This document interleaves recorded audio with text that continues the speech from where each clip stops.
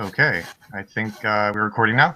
So I am Larry S, and this is a Gauntlet Hangouts game. We're going to be playing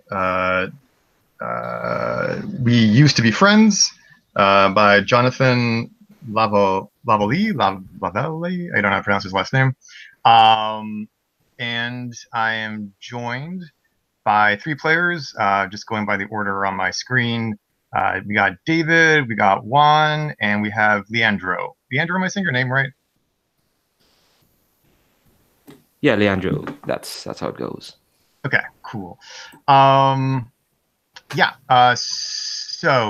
I believe the first step. Just in terms of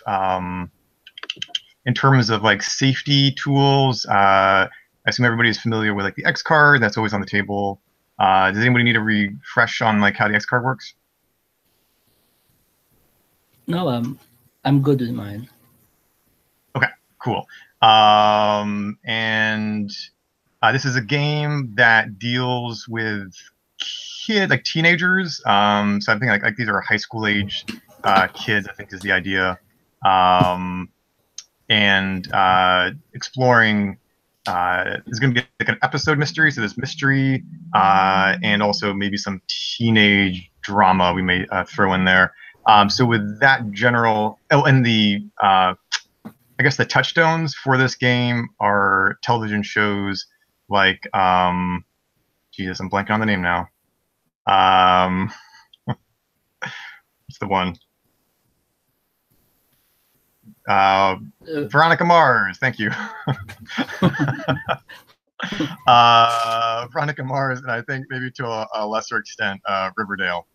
So with that in mind, with that genre in mind, does anybody want to establish any lines and/or veils? Yeah, so this is normally a hard line for me, but given the type of story it is, I'm willing to bring it back to a veil. I don't really like seeing romantic and or sexual relationships between what we would consider a child and what we would consider an adult. Now, that is kind of a hallmark of the genre, so I'm willing to make it, given that and given that allows us to contextualize it as, hey, this is kind of a messed up thing that's going on. I'm willing to say, look, it's okay if that's part of the story, but let's just veil it and not see it really like hard pushed on screen. Gotcha. Okay. That totally works for me. Any other veils or lines that people want to establish? Nope, none on my end. My go-to one is always child abuse, and as in it kind of skirts around what David is saying as well, but like specifically if it's of an older person inflicting abuse on a child, that's a hard line for me. Mm-hmm. Cool. Okay, we'll just keep any of that kind of content out then. All right. So I think the first thing then in sort of game setup is to pick playbooks. Hopefully you all have gotten access to the Google folder that I set up. The first tab is characters, and we have 5 different playbooks: the hard-boiled, the sidekick, the delinquent, the socialite, and the tech geek. Those are the 5 playbooks that are available in the Ashcan version of this game anyway, which is up on drive-thru. So does anybody have any preferences in regards to those 5 playbooks? I was looking at the delinquent or the socialite. Yeah, those are pretty juicy ones. Yeah, I was looking at the socialite, actually, or the sidekick. Okay, I was more into the delinquent than the socialite anyway, so if you want to be the socialite, I'd be more than happy to be the delinquent. What about one? What are you looking at? Maybe the sidekick or the tech geek. Okay, okay. I'll take the socialite then. So I actually cut out there for a second. I apologize. Have folks settled on things? I might take on the sidekick if no one else is getting it. Okay, cool. Yeah, and I'm taking the socialite. You're the socialite? Okay. And I David? took the delinquent. Okay, so sidekick, socialite. So I could be tech geek or hard boiled. I wonder. Oh yeah, I wonder how the game would function without the hard boiled. I feel like that's kind of. I mean, anybody can, discover clues and solve mysteries, but it would be interesting if there was like a complete absence. I'm not that adventurous, so I am actually going. I'll just claim the hard boiled. So in addition to figuring out, I guess just name, pronouns, that kind of stuff. Mechanically, we have to do a couple of things. One is I have the stats are listed there, or actually traits, I guess they're called. Eyes, rash, hard, soft, and body. And those, where are those explained? So eyes that's on page 28 of that document. I think eyes are just sort of like, how perceptive you are. Rash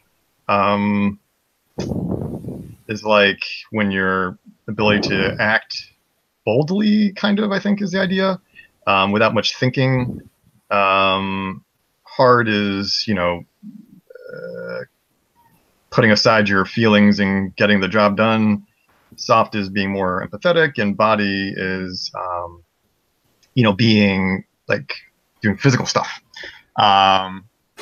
Anywho, so those two columns, like those are the, preset things. You just have to choose one of those stat columns, and then I don't know, just indicate somehow that that's the one that you chose. Maybe like bolding it, or I don't know.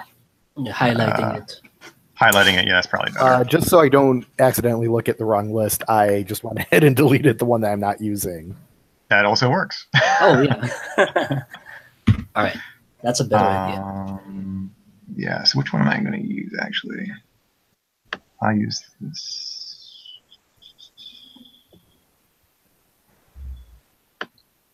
I mean, it's because I've played so much Monster Hearts. Of course, I took the move that lets me turn people on, and then took the best stat block for doing that because, You're such a min-maxer. Oh my goodness. Well, because, what's the game without someone who has all the makeouts, Right, and so yeah, the next thing is just choosing a special move. I think each of them should have 3 options there. And I apologize for like any formatting issues. I realized as I was creating these character sheets that I really don't know how to use Google Spreadsheets. Let's see.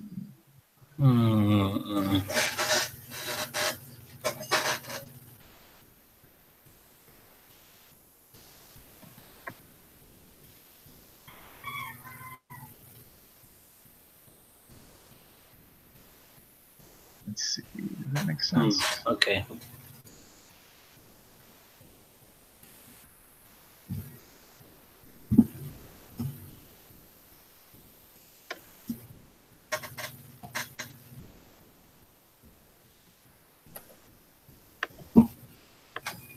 Cool. Has everybody chosen their special moves?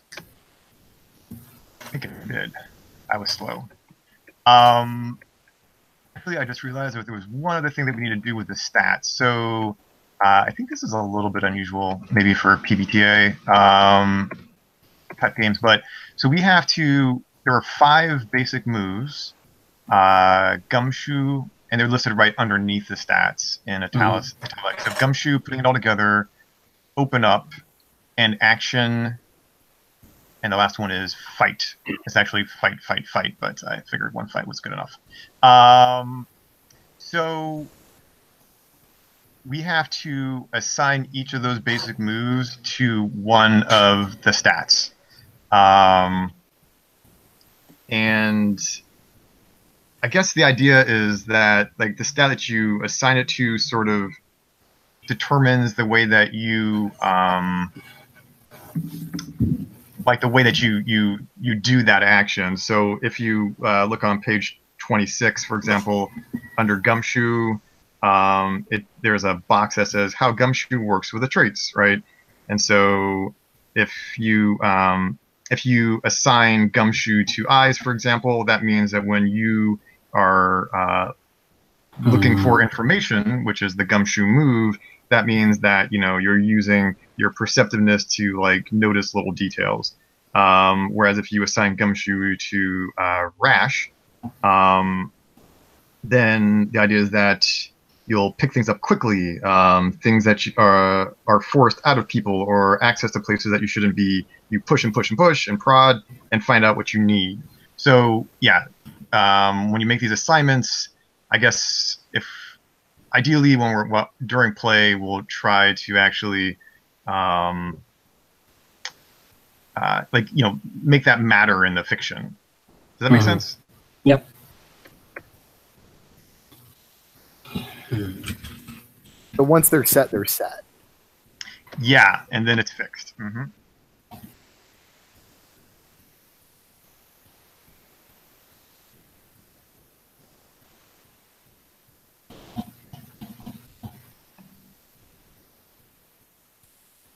Okay.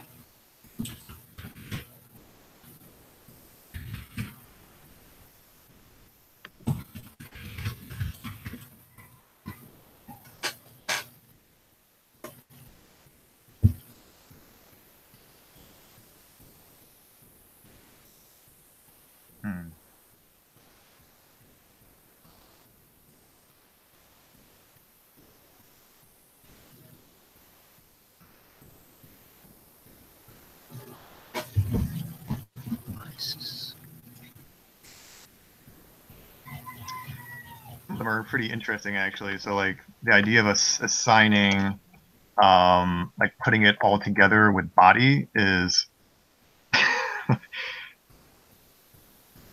is an interesting proposition. But he does have a description, so that helps. Yeah, it really does help.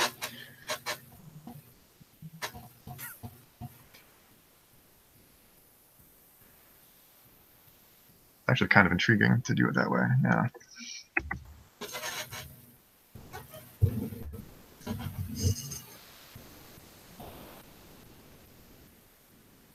Yeah, what's interesting to me is if you would look at open up and you assign it a body, you think it's like confusing. Oh, how can you have a open up for a body or for a hard?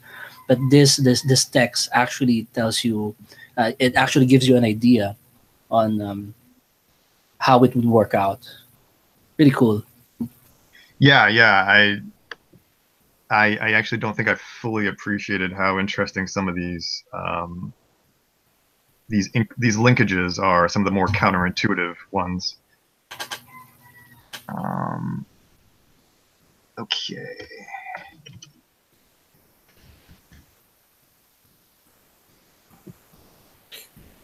Wait, so when you bank clues, the only way you can like actually use them is if you put it all together? Yes, that is my understanding.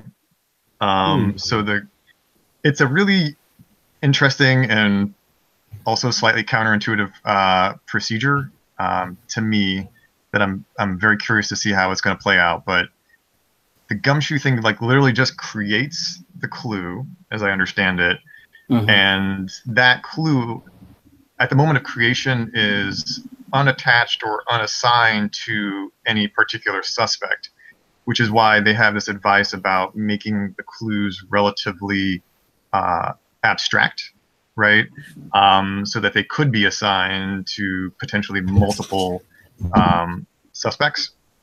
And then doing the putting it all together move that's the move where you actually you attach it to or place it on a suspect and then come up with some sort of fictional justification for it. The other thing, which maybe we'll is it a good time to get into it now? There's this idea that you can't, generally speaking, you're not supposed to do two moves in a row. At least if there's another character in the scene with you, then the general rule is you can't do two moves in a row, except that you can, but then you have to accept you have to take like a what do you call it, a cliffhanger, which is just basically being in some kind of a dangerous or a precarious situation, and then you set up that cliffhanger and then you got to cut, right? That's the end of that scene. The next scene where those characters are involved has to somehow deal with that cliffhanger, which may require another move in and of itself. Does that kind of make sense? Sort of, I guess, That goes. Yeah. I haven't had too much of a chance to, go into details about the game, but, I'll just see it work in action. Sure. Okay, so we assigned. Everyone's already assigned, right? Yeah. Okay, so, and actually, maybe could somebody help just delete the? Is that useful to maybe just delete the playbooks that aren't in use? I have like a master version of this thing, so don't worry about deleting stuff. It's just the Tech Geek is the one that's not being used. Oh, I guess that's at the end anyway, so whatever. Yeah, it's up to you. It doesn't matter. Okay, so let's see. What should we do now? I think we should move. Yeah,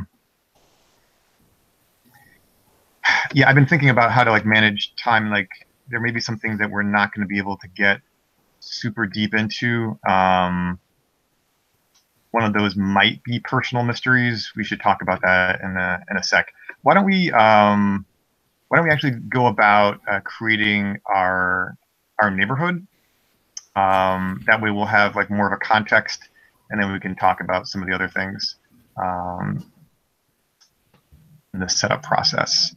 Sure. So I believe the first thing that we're supposed to do in this process, I mean, clearly, Jonathan, like built into this setup is that there are like serious disparities in our town, right? So we have the haves, and he calls them the nots, but the have-nots, and he gives us two lists for each of those two categories, and we're supposed to choose two from the pre-existing lists that he generated, or come up with something of our own. So for the haves, you have to come up with a reason of like where, what is like sort of the economic foundation for these wealthy, privileged, families, individuals, and similarly, like why is it that the have-nots are in such dire straits? Does that make sense? Mm-hmm. Yeah. Okay, so looking at that list for the haves, we have technology, entertainment, old money, real estate. Is anything sort of calling out to anybody?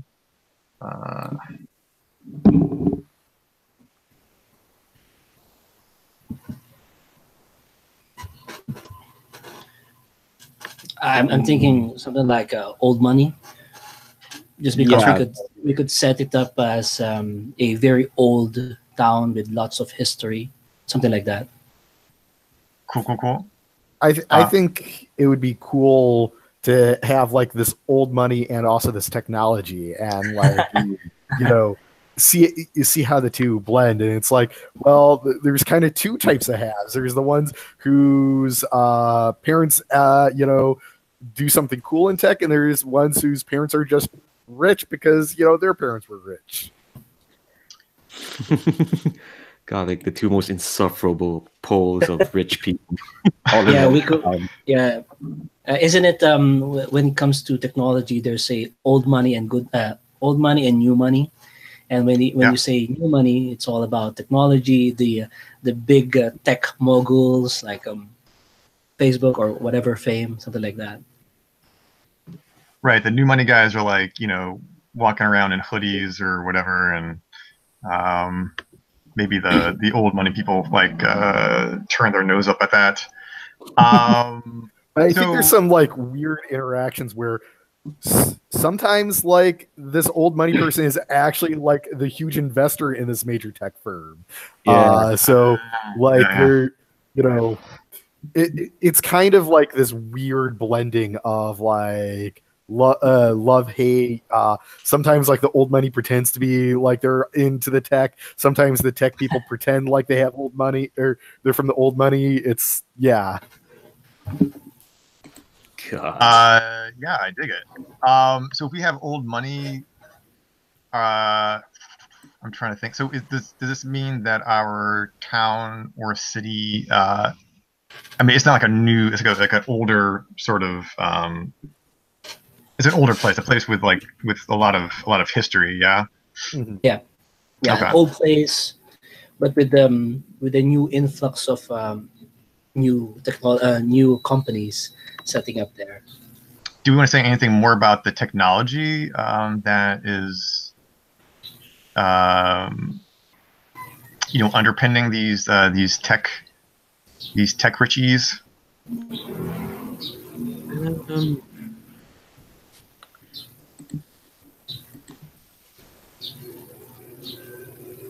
Or not? We can leave it. No!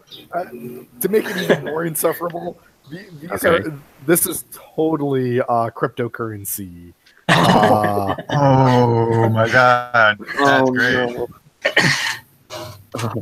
So you have old people trying to pretend like they understand. Oh, cryptocurrency, yeah. It's like, yeah, I'm all down with the blockchain. How can we apply the blockchain to our public systems? Can we put the school bus on a blockchain? Yeah, I like it. I have no idea what that means, but I'm just gonna go with it. I've heard of Bitcoin. The sad secret is nobody knows what Bitcoin actually is. It's just made up. Yeah, everyone pretends like they know, like me. Okay, I dig that cryptocurrency. I feel like that could somehow be involved in a mystery. So we have some investment by the old money into this cryptocurrency firms. Do we want to say anything more about the old money, like what their what the source of their wealth was originally, or maybe they were like Wolf of Wall Street style hedge fund managers, but that's not old enough. That's only like a few decades. I maybe they're back to colonial times or something. It how we want. I was thinking maybe something a little bit shady, like maybe these were prohibition booze barons. Oh, Yeah. Okay, shady origins in Prohibition era booze.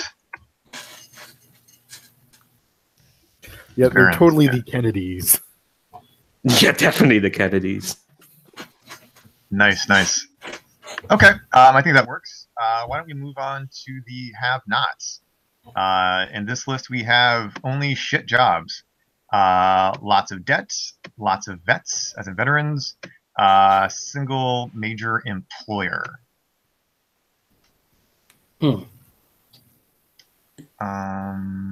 Hmm. Maybe lots of debt, because I mean the financial crash hit a lot of people, and maybe bringing in all these tech cryptocurrency weirdos is kind of like old money attempts to artificially inflate their value again. Yeah. Because a lot of people lost money. Sorry, go on. Yeah, probably a lot of people got tricked into some bad investments. Hmm. Yeah, I can personally relate to the lot of debt as well, so let's definitely do that one. I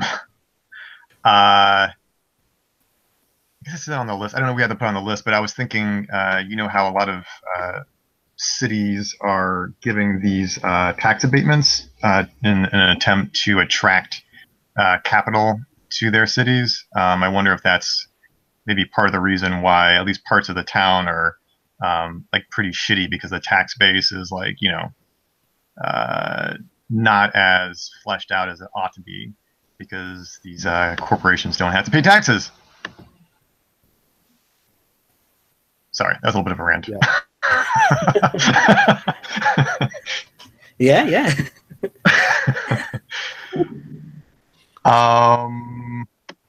Okay, do you want to pick another thing from the list as for why people are destitute? Or come up with another one. I think having, again, technology people, shit jobs kind of followed on from that. Like since the town is very old, not a lot of people are that into technology. So maybe it's either you go to the technology stuff, but if you don't know anything else, you're left with the shit jobs. Right. If you're not part of that, whatever. New age people. And it's probably that, you know, like all the technology people are like really new to the town, like probably the last, you know, 10, 15 years, you know. And it was probably because real estate was really cheap here. That's how most tech centers get started. Mm. These other jobs, these non-tech jobs, are like sort of like service industry, minimum wage type stuff.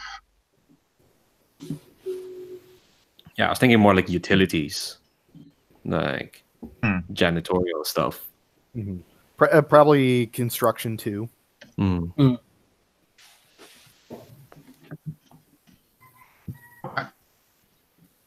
It's all probably like menial and physical labor work is the only other stuff going on. Got it. All right, cool. All right, so we have established our stratified society. Now we go into some more detailed questions. The first category is called "There Goes the Neighborhood," and this actually starts to get into our playbook. So certain playbooks are answering certain questions, and of course, you know, we can still feel free to talk amongst ourselves about how to answer these things. Okay, so let's see. The first question is for the delinquent and socialite. Who are the richest families associated with the three? I guess I should have been. I don't know what happened there. The three halves, or the three rich. Yeah, there were some inconsistencies. The two, it should be two. Sorry. Yes, which are the richest families associated with, I guess, tech and old money? One of them is the Stroud family. They kind of started off as just a shipping company, but they kind of built their empire on their local empire on construction building, kind of providing jobs for afterward. Not construction building, but kind of like building war material for during the war, and they kind of kept that going. They've had ups and downs. They've had a recent down, but one of their current head is like a successful hedge fund broker, and just basically scammed a lot of money off a lot of people in the early 2000s and got out scot-free. And also, I'm a part of that family, so yay. Oh, you're a Stroud. Nice. Yeah, feel free to throw that in my face. So that's old. That's old money then. Yes. Mhm. Okay. So what about the new techno? So I'm pulling some real world inspiration here. I'm going to say it's the Palmer family, and they are basically the founders of an extremely popular kind of cryptocurrency that is based off of their Shiba Inu, which is an actual thing. There is a cryptocurrency worth a shit ton of money that was started off of a joke based off of a guy's dog. Is this a Dogecoin? Yes, this is Dogecoin. Yeah, okay. But I'm like, well, I've got to bring Dogecoin into this. I will let you fill in that word that you used. I'm not familiar with it. I guess it's a type of dog. They're like corgis but cuter, which says a lot. Cool. All right. So we have those two families, and maybe they'll come into play during the game. So it's Stroud and Palmer. Yes. Okay. And if somebody want to, David, I don't know if you want to fill in any detail about the Palmers. Feel free, or leave it open, whichever.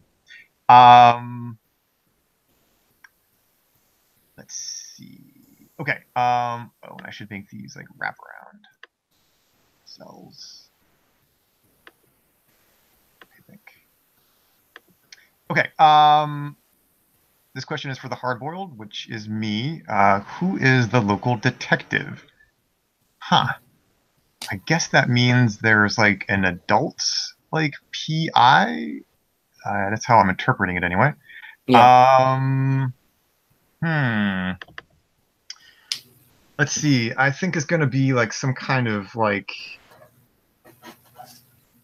Oh man, I just watched on Netflix Orson Welles' Touch of Evil, and Orson Welles plays this really awful, like corrupt, like corpulent, like sheriff guy. I think I'm gonna base it off of him.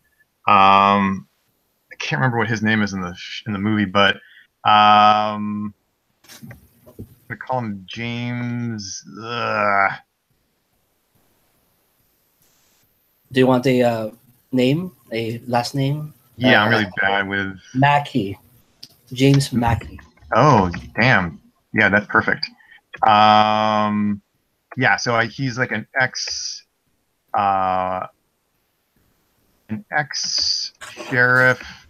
I think he resigned in some kind of in scandal. We'll leave undefined for now, and then became a PI. Yeah. And he's very unctuous. Okay, we don't have a tech geek, so I guess we just ignore that question. Unless somebody really wants to answer it. I don't know. What piece of tech has changed the town? Actually, it could be an interesting question for us. So since we don't have a tech geek, we could just like collectively tackle it. Well, we did say something about what do you call this? The cryptocurrency. So maybe since it's a cryptocurrency town, they're trying to push it. They're trying to make the people of the town use it, but they don't really get it. Right. Yeah. Oh. So you could see stores trying to say, "Oh, we accept cryptocurrency or Bitcoin," but they don't really use only it. Accept that. Oh, yes, or they only accept it. Yeah, something Like like maybe that. this is like some sort of like, they're using the town as like an experiment Yeah. for their cryptocurrency, and it's like actually hard to use like, regular USD. So every time we go to a business, it has a different cryptocurrency. Like we only accept Dogecoin here. So when we only accept I don't know Litecoin or I like that. So it's like it's like a gang war wherein people take sides, and they're like, oh no, I'm a Dogecoin person. But there's totally this kind of subset of people who are totally playing the cryptocurrency exchange game. Yeah. yeah. I just found the list from CoinMarketCap of all the different kinds of cryptocurrency. Oh, don't go there. That's a place of madness. Yeah, because my computer has suddenly slowed down a lot. I think it is actually mining cryptocurrency right now. I'm on it. Okay, that's very interesting. All right, and then the last question is for the sidekick. That's me. So the question is, what are the most popular students in school called as a group? As a group, maybe let's separate these group from the tech stuff. I'm thinking something more related to the more old history part of the town, but I'm not sure. I'm not sure what type of students those are. Maybe track and field. So their students are the students that won from previous track and field competitions, and they're really popular. And what do you think? What do you guys think about that? Yeah, sure. I mean, so like the big sport at this school is track and field, and as a result, these are the ones who have like the most social capital. Yeah.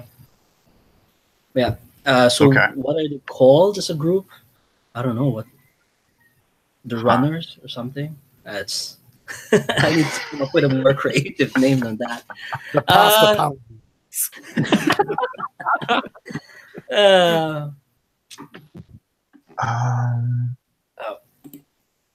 I'm trying to think of a clever name, but it might take us a while. So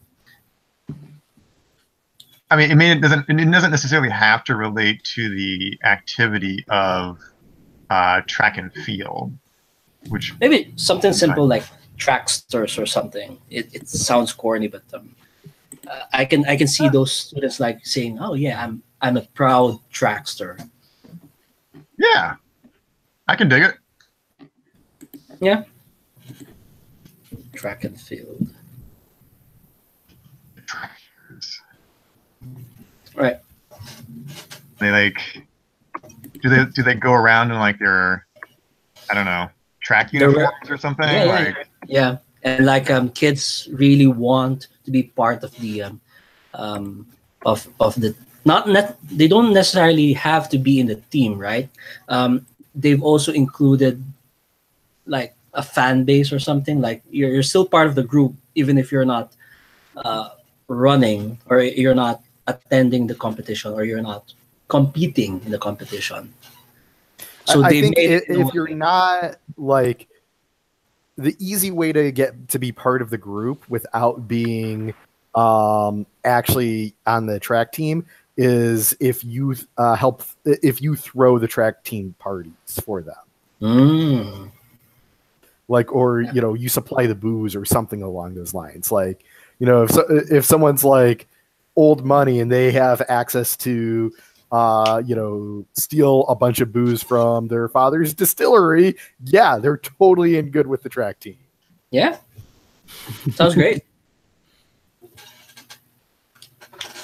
These are horrible people. Well, yes, they're called teenagers. Good point. Sweet. All right, this is shaping up. Okay, next section is called High School Confidential. So these are questions more specifically directed at our high school. So the first question is for the delinquent. Where do people go to avoid the teachers? Ooh.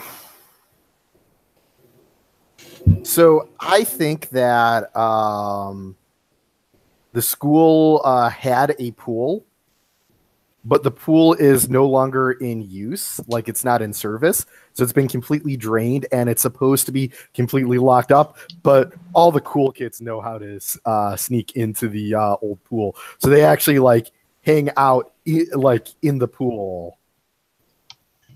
Oh, like in the drained pool, right? Yeah. Cool. Is this like an indoor pool or outdoor pool? Indoor pool.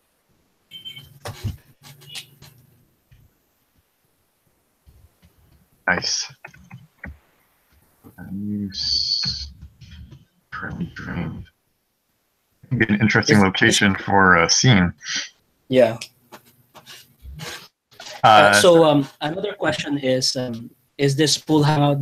Do teachers know about this hangout, or I don't know.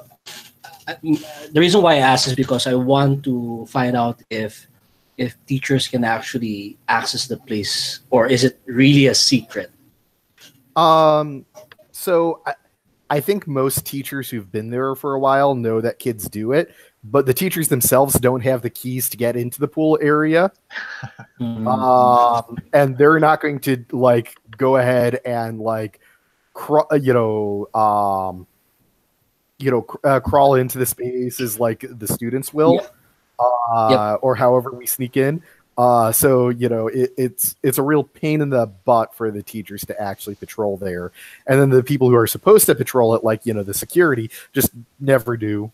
Maybe some of the rich kids pay them off. Yeah, I like it. Forget to walk around there. Yeah, I like it. I like it. Yeah, sweet. All right. Next question is for me, the hard-boiled. Who is the teacher everyone hates? Let's see. Who did I hate?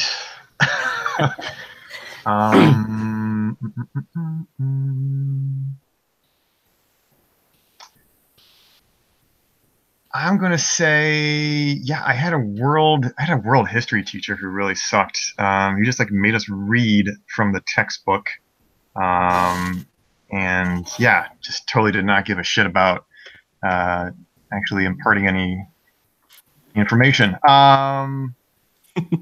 So let's see. I can't remember what the hell his name was. We'll just call him like Mr. Brown. Like. He will teach world history and Sussman. Mr. Brown. What's that? No. I was looking for a name, but I think you've already. I just gave him Mr. Brown. Yeah. Yep, no problem. Yeah, and I think he just has just a lot of sort of contempt, for the students. Maybe some sort of deep-seated unhappiness with life, with his own life, which I'm going to leave undefined. Maybe it'll come out in play. Okay.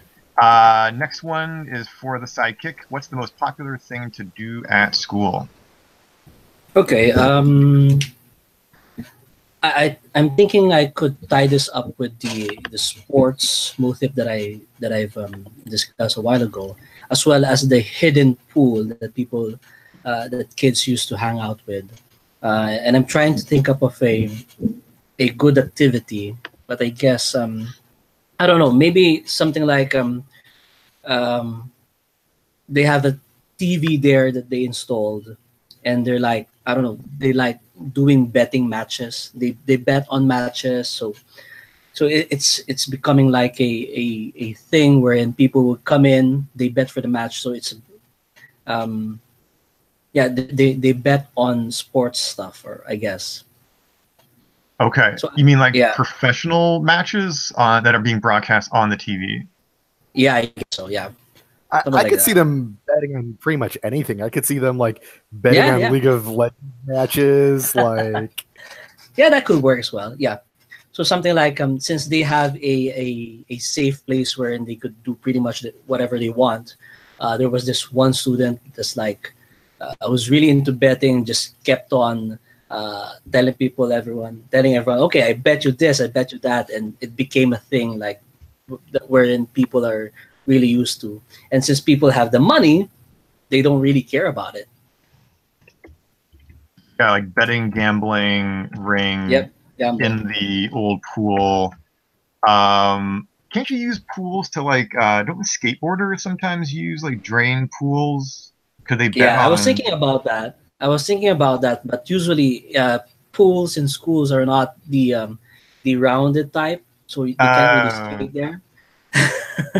right, right, right, Maybe right. kids like doing graffiti on the pool, maybe something like that. But for something much bigger, I think a simple betting gambling ring for the students might be a good um, I don't know, a good source of problems in the future.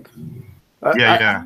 I kind of am digging the absurdity of the idea that we have a bunch of smart TVs mounted like on the walls of this pool, and like just no one can stop us. We can do whatever we want. Yeah, I like it. I like it. It's kind of, I don't know, like weird, like I almost imagine something kind of cyberpunkish. The graffiti all over the place and with the high tech but inside of a drained pool. It's kind of it's a cool thing. Okay, socialite is up. How do the rich, popular kids differentiate themselves? Um, Besides the tracksters, I think all the rich kids dress in smart casual all the time. Okay. Just like they're always dressed like they're going to a or they're going out on a date, or they're going to meet, they're going to an interview, and they do that even when they just go to history class. Like it always looks like they're ready to do business. It's Kind of like the wardrobe in Clueless. yeah, except it's not ironic. Well, it is, just not to our characters. Yeah, They don't realize the irony. Yeah. no. Okay, cool. And then Tech Geek, which we don't have, so we'll do collectively if we feel like it anyway. What cool feature does the school have? Smart TVs mounted on the walls. Already answered this one. I mean, that is a pretty cool feature. I was thinking like tablets and always extremely fast Wi-Fi, like insanely fast, Yeah. like 100 megabyte a second upload speed, which is Oh my god. yeah. Like this is basically like a paperless campus, right? Yeah. Okay. Like our Wi-Fi is on the same level as Google's headquarters. Jesus.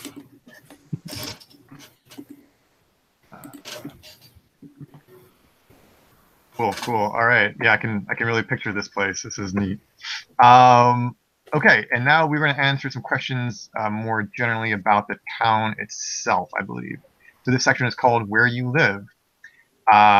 First two questions are actually for everyone. What do you call where the poor people live, and what makes it difficult there? And just to give you a quick preview, we're answering the same question for the next one, of course, for the rich people. So I'm not sure about a name, but I have an idea of why it's difficult. Okay. I think that the sewers weren't sealed super well, so there's a lot of a lot of the aromas leak. Mm. Mm. Yeah. I was thinking like some sort of housing estate sort of place. I don't know. I don't think housing estates are a thing in the U.S., which just betrays my ignorance. But yeah, there are these kind of like big, not big, but like kind of big apartment blocks that were basically built to compact as many humans inside of it as possible without any consideration for how they live and whatnot. So Mhm. Kind of like projects. yeah, Yeah, I think that's our equivalent. Mhm. um, yeah, and yeah, and because of the way they're built to keep they kind of accidentally, but kind of not built them to keep people in. So that's why all the aroma just kind of lingers there because it can't get out. gotcha. Yep. You know that the rich kids probably like use this to, put down the poor kids, right? Maybe like mentioning like how their clothes still reek of the sewers and stuff like that. Yeah. And maybe we could even call it just the projects. I mean, people, there is a name, the place has a name, but Right. people more commonly know it. It's just the projects, and they don't really know what the actual name. I like the idea that it actually like they actually have this name that makes it sound like it's super nice, like Meadowbrook Heights. But anyone who's lived there for like a month knows exactly how shitty Meadowbrook Heights is. Aw. I dig it. So colloquially known as the projects, formerly named Meadowbrook Heights. Meadowbrook. Okay.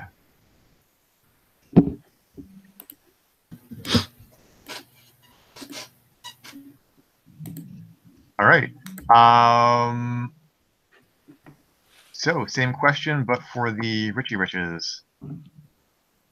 Oh, sorry. And the question is though, what makes not what makes life difficult there, but what makes it excessive?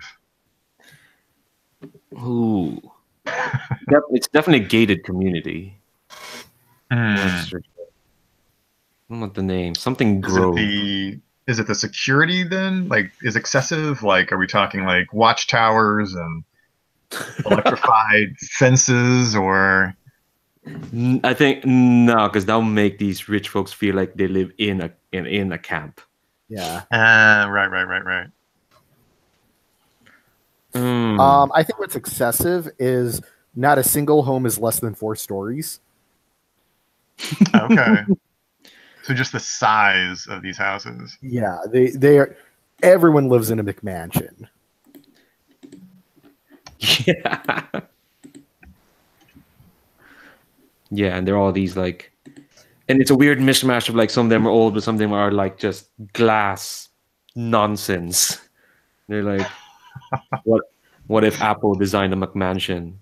Yeah, there's even a like one section that like every house looks the same. It's very obvious that they were just trying to expand the neighborhood as quickly as possible, and that's the you live in that house. Oh well, I guess you're okay. What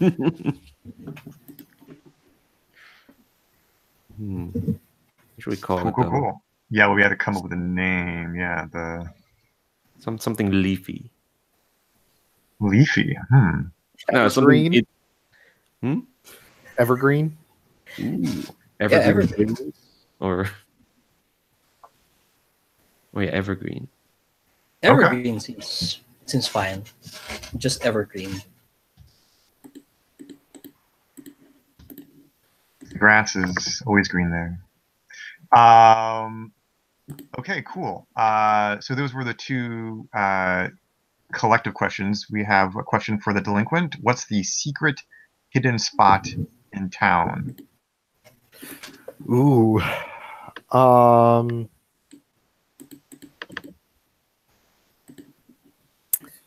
So the some of the old school the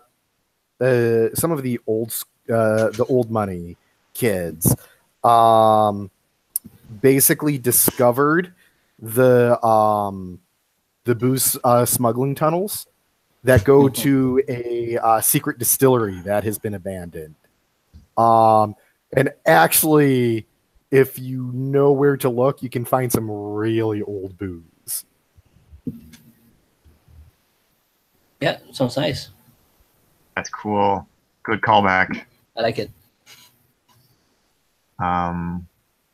With some ancient booze still in there. Next question is for me, hard-boiled. Where's the best place to get gossip? I mean, the pool is an obvious choice, but maybe we want to create like another location. I mean, maybe it'd be nice to have some kind of. Now, would kids in this town go to a diner? Is that, or is that too? That seems to be the trope. Yeah, That we need seems some to be sort of the local eating. Right, and like maybe it seems like chic because it is so, I don't know, quaint or something for them. Okay, what's a good diner name? Like, I feel like it should be something that sounds kind of not rustic. That's not the word, but something like the Greasy Spoon or something that sounds, a little bit rough around the edges, but of course it's not really rough around the edges. Spatula something. Spatula. I like it. There's not enough restaurants with greasy spatula. We're doing it. Greasy spatula. Diner.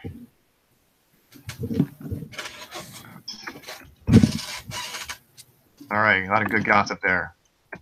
All right, sidekick. What does the local community center do? I'm thinking maybe the community center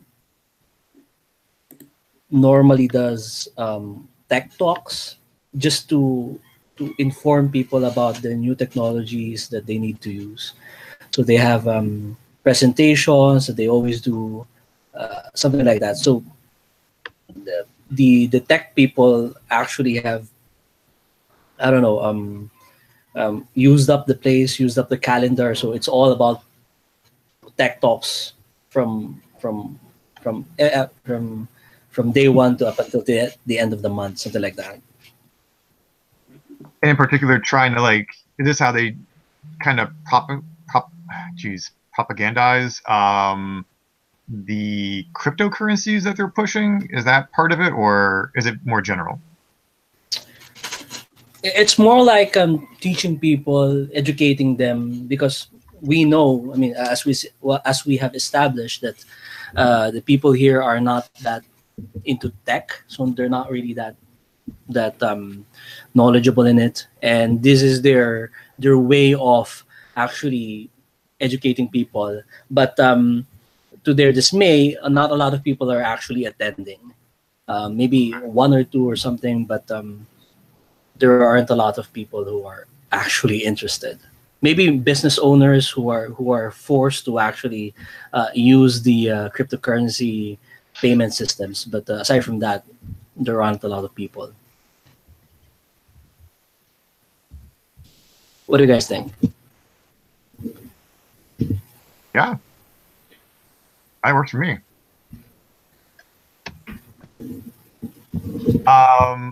Okay, then the next question is for the socialite. What's the name of an exclusive club? Let's see. Let's call it Olympus Mons because it has to be in Latin because it has to seem exclusive. And the way it's exclusive is they do a credit check on everyone who comes in, and if you have to ask how much you have to have in your bank account, you can't get in. Just ask that. That's a silly question.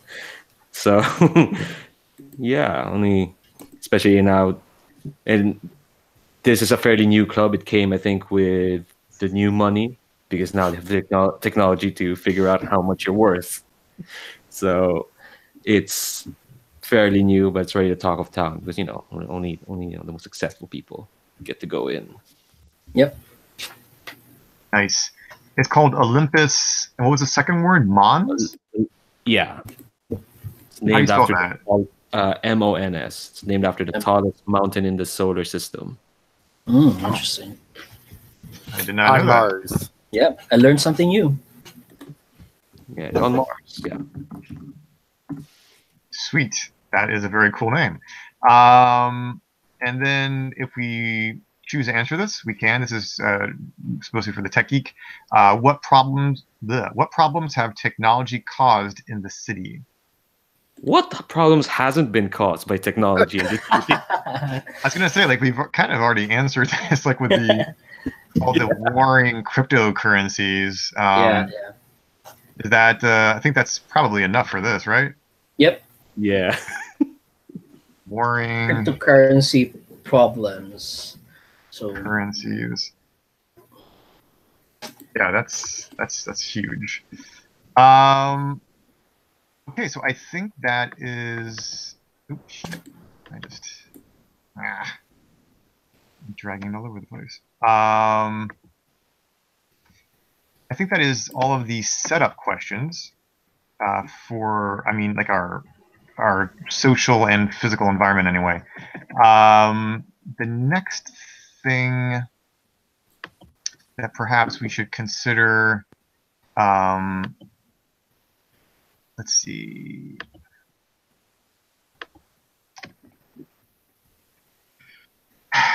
So we could bounce back to our playbooks because there are. Depends on like how you guys want to handle this because we don't have a ton of time. There are relationship questions that we could flesh out. Maybe we could choose one of the two relationship questions and just create like one sort of like NPC that we could throw into a scene if we wanted to. And then the NPC would probably have to be played by whoever's character is not in the scene, right? Since we don't have a GM. Or we could just put that to the side for time management purposes. How do you guys feel about that? I mean, I think relationship questions help define our characters. Okay. However, since this is a short game, like if we just make sure we point towards each other. Yeah. So, sort of like make those questions point at each other. Is that? Yeah. Okay. Yes, I kind of dig that idea. Yeah, that can create a lot of sort of interpersonal drama. So why don't you guys take a look at your relationship questions and choose one, and then when you think you have, let's think about it for a second. Yeah. It may help if we kind of flesh out who are, like, talk a little bit, like introduce our characters and like a little bit about them before we like answer those questions, because like I don't know who the hard boiled is or the sidekick is, so to say yes, you're my enemy, I'm like basing it off of no knowledge whatsoever. Good point. Yeah. So maybe we should just take a quick. Maybe you guys already have this. I think I need a quick second to think a little bit more about my hard boiled. Yeah, I think I should probably get a name and pronouns.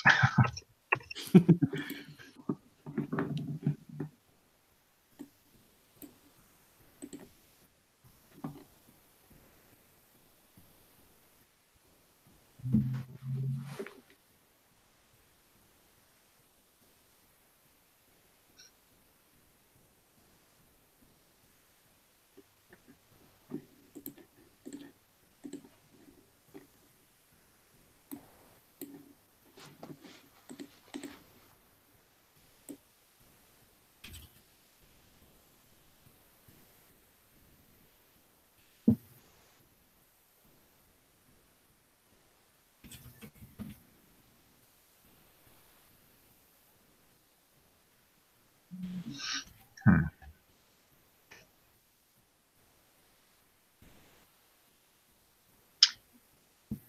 What was Sherlock Holmes? His brother's name? Something weird like Mycroft. Mycroft. Yes. I'll put it in the chat.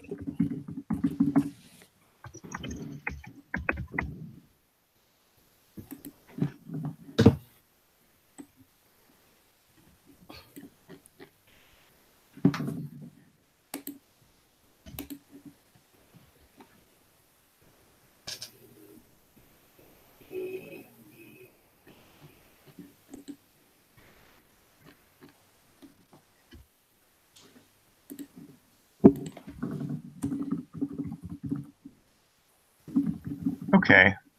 I think I have a general idea of a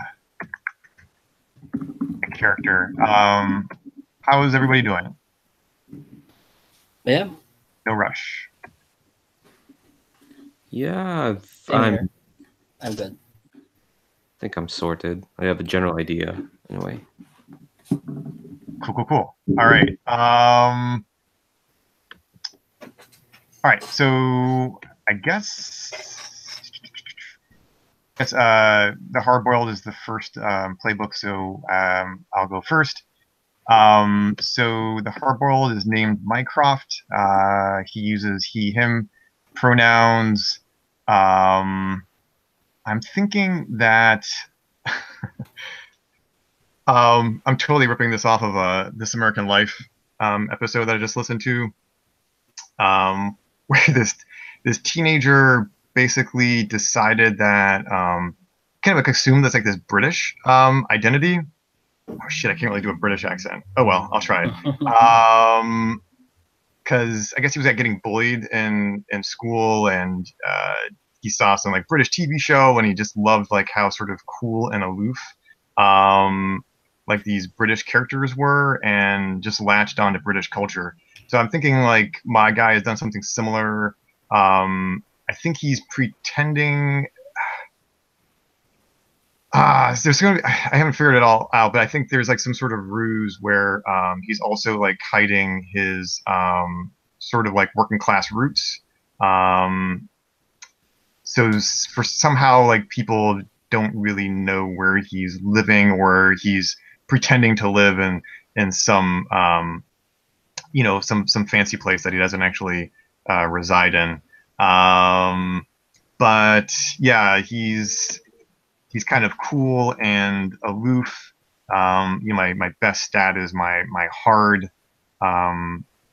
trait, which is tied to my gumshoe move. So uh, I think that means like when I'm looking for clues, like I think I'm like probably like grilling people, with great sort of intensity and without really concern for like the emotional damage that I might be doing.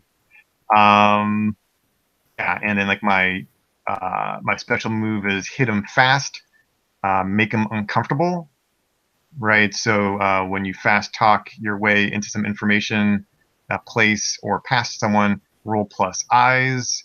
Huh, why is the eyes not hard? Oh well.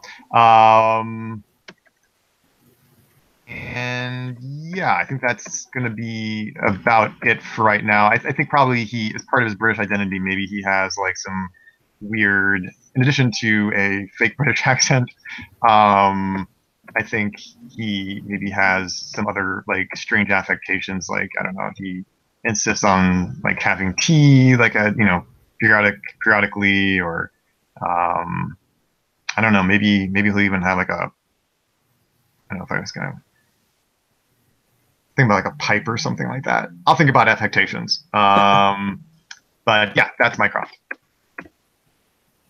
I have a question about Mycroft. You said that he has an accent. Is he good with the accent, or is he bad and people are like, oh yes, something like that? That is a good question. because people are afraid of him because he's a hard-boiled kind of guy, and like they're afraid to actually tell him that he is bad with he has a really bad English accent. It's up to you. I'm just asking. Yeah, yeah. I mean, it is kind of more. It's more funny if it's a bad British accent, and it'd also be more realistic because I'm not going to be able to do a British accent worth a damn. I think it's maybe good enough. I'm going to take a middle ground. I think it's good enough to pass like with Americans, but like if he was just talking to an actual Brit, then they'd be like, this is not like, where are you supposed to be from? That kind of thing. So maybe good enough for stupid Americans. Sounds good.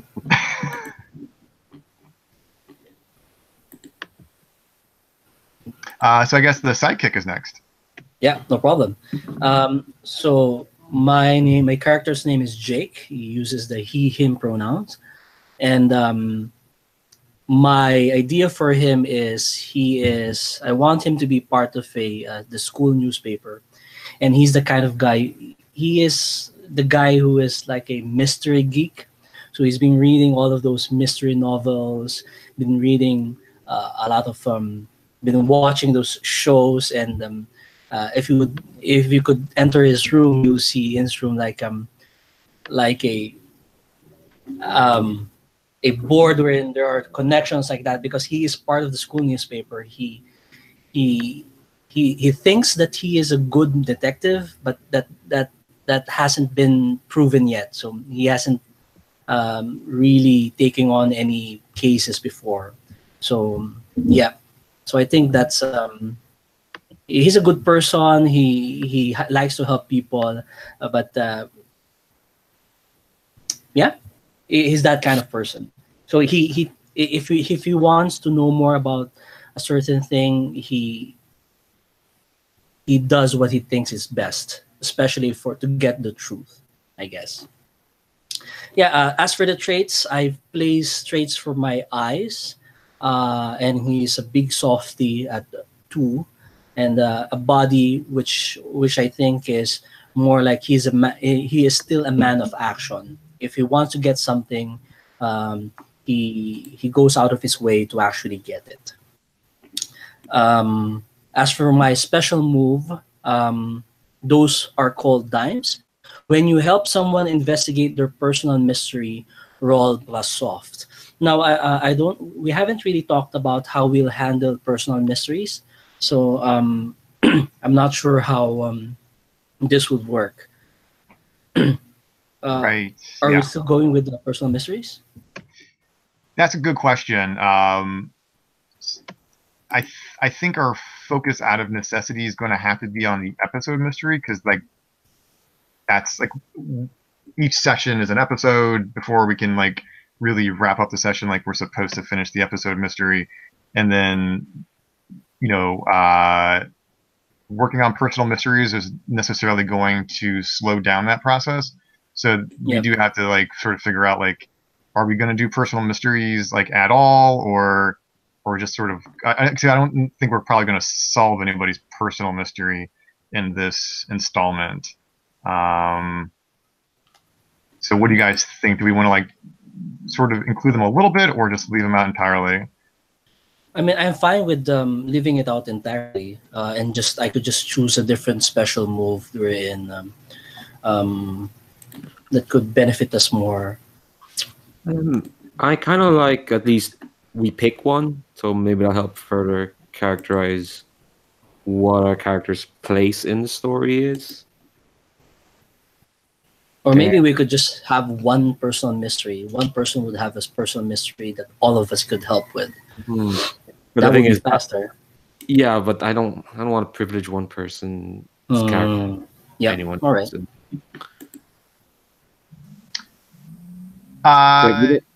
go on. Oh, I don't know. No, go on.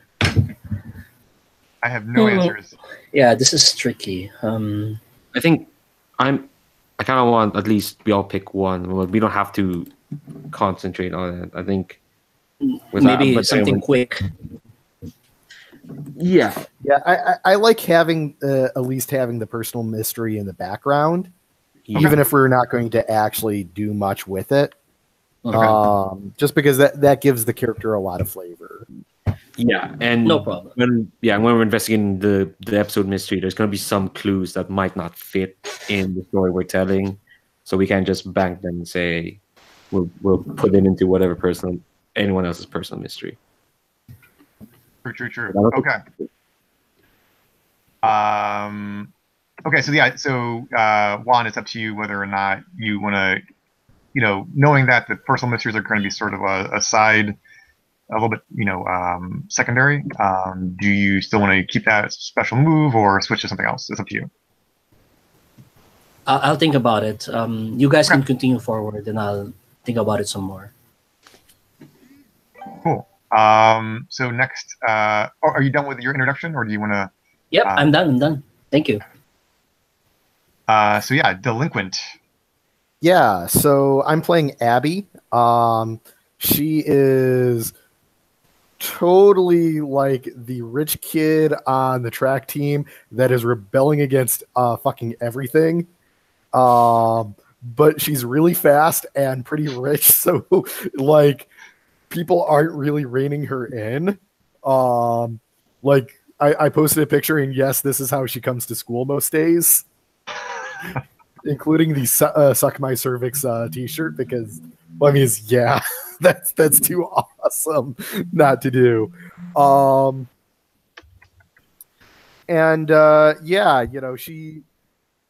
I haven't come up with that much about her personality and what she's all about, but she definitely is having issues with people in authority.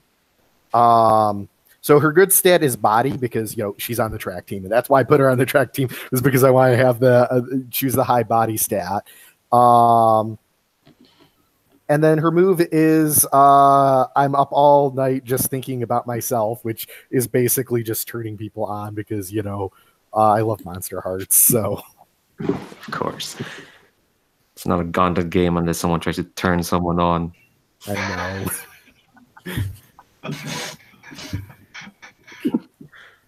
know. Cool. That is very evocative.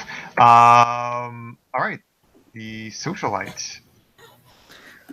So the socialite is Clara, or her full name is Clara Janine Stroud, and I could have probably added 2 more names to that, but no, I don't have the time. I want people to like me, because that's the thing. Clara grew up with privilege. She definitely did. She's kind of had. She has a life path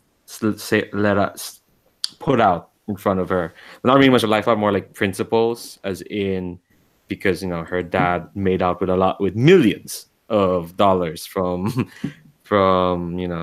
whatever the heck was happening in the early 2000s. He's kind of like trying to impress on her that no, this is the way to go if you want to live a comfortable life. The thing is, it's really chafing to her, so she kind of basically she kind of wants friends who aren't friends with her because they can give her access to the stuff she has. She knows social graces, but she's very kind of withdrawn. She's easy suspicious of people, and so she kind of puts herself in positions where she's not going to be as noticeable as maybe, like, she's on the student council, but she's not the president, even though she probably could have been.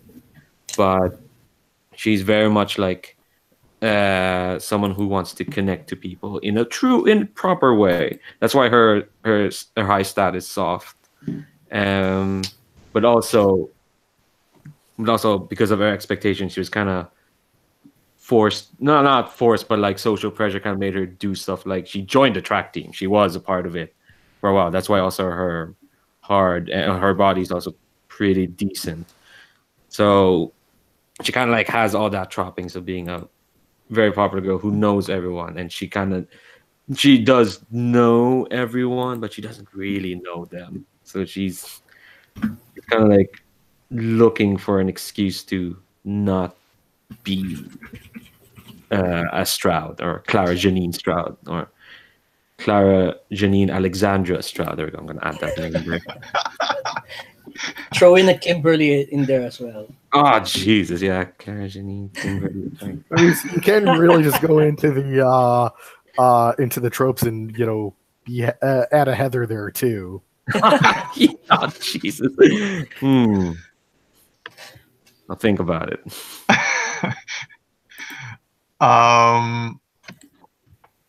Okay. Well, it's very nice to meet all of these characters. So then, since we maybe do both, or just one of the relationship questions now that we have a basic acquaintance with everyone's character. One of my relationships is acquaintance. You're friends with an ex. Is it really over? Can that be Abby? Can we be like exes who was part of the track team? I'm sorry. Your Clara is Clara and Abby are exes. Yeah, absolutely. Yeah, I think maybe they broke up because maybe maybe she saw that as like, oh yeah, what's the best way to not be a popular rich girl? Oh yeah, get together with this delinquent asshole. Well, not asshole, but like this rebel, and maybe the whole not artificiality, but like there's maybe a sense that, at least from Clara's point of view, that it was a bit of a put on. It was a bit of like it was less about Abby and more about just not being Clara.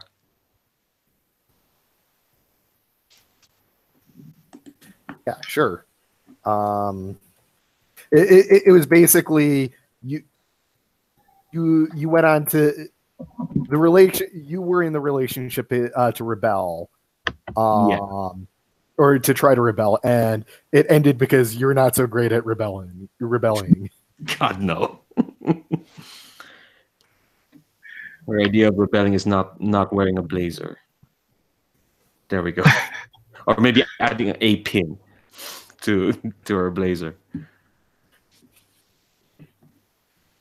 The enemy I have is definitely Jake. Oh no! Because of course, I totally have to be mad at the nice guy, right?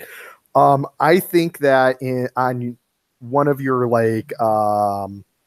conspiracy, mystery websites, you posted a picture that you thought was of one thing, but actually proved that my mom was sleeping with somebody. Now, my character considers that as having an affair because she thinks her father is still alive, but her mother was like, her father is legally declared dead, so she's trying to move on. Although it is somewhat scandalous, but my character's totally pissed at you over that. Which is misplaced. She's also pissed at her mom, but she's also pissed. But she's misplacing it to you as well. Yeah, I totally get that. Being someone who wants to always share the truth, sometimes that also means sharing the hard truths, and sometimes it's misplaced. Yeah, I totally get that. Yeah, I've probably been making your life a living hell and haven't told you why. As for me, I'm thinking for my good friend, I'm thinking it would be Mycroft, or who I affectionately call Mike. It doesn't make sense, right? MYC, but I call you Mike. And I know of this secret. You have a secret, and not just your British accent. That's an open secret. But I know of a secret, and right now I don't know if I should come up with it now or maybe later when the story develops. But yeah, I know of a secret that you have, and I consider you as my good friend. Mycroft. Yeah, I totally dig that. And yeah, we can think about what the secret could be. Yeah, we could come up with that later. Yep.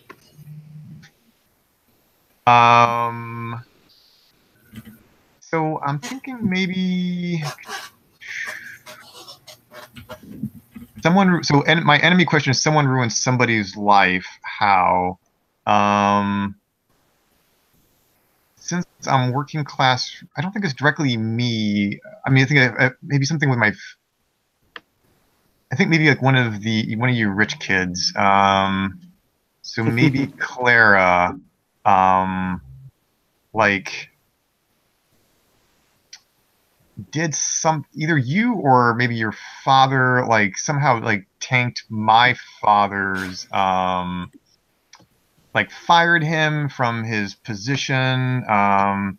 It's had like huge impact on like my family's like financial well-being. I can't really address it with you because like I'm denying my working class roots, but I just have this sort of like as far as you're aware, like this like inexplicable like sort of animosity towards you, not like super overt, but like through glances and whatever, more passive aggressive, I think.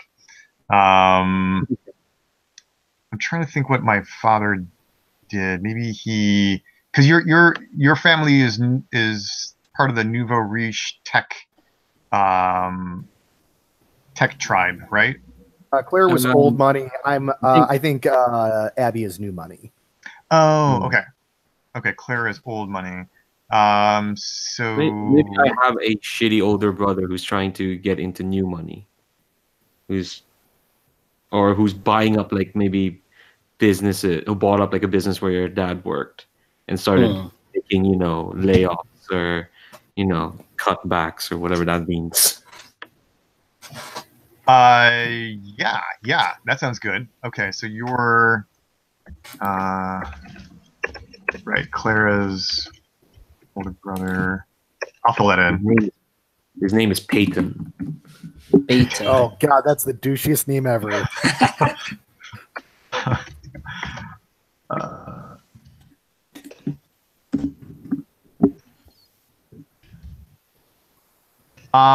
So are we going to stop with one relationship question, or are we going to do? Oh, some people have already done two, right?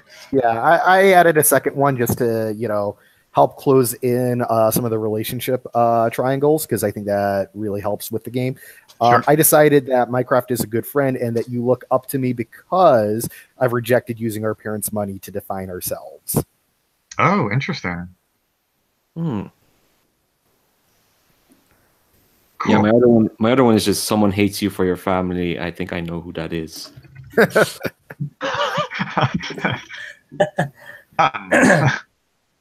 why did I do that?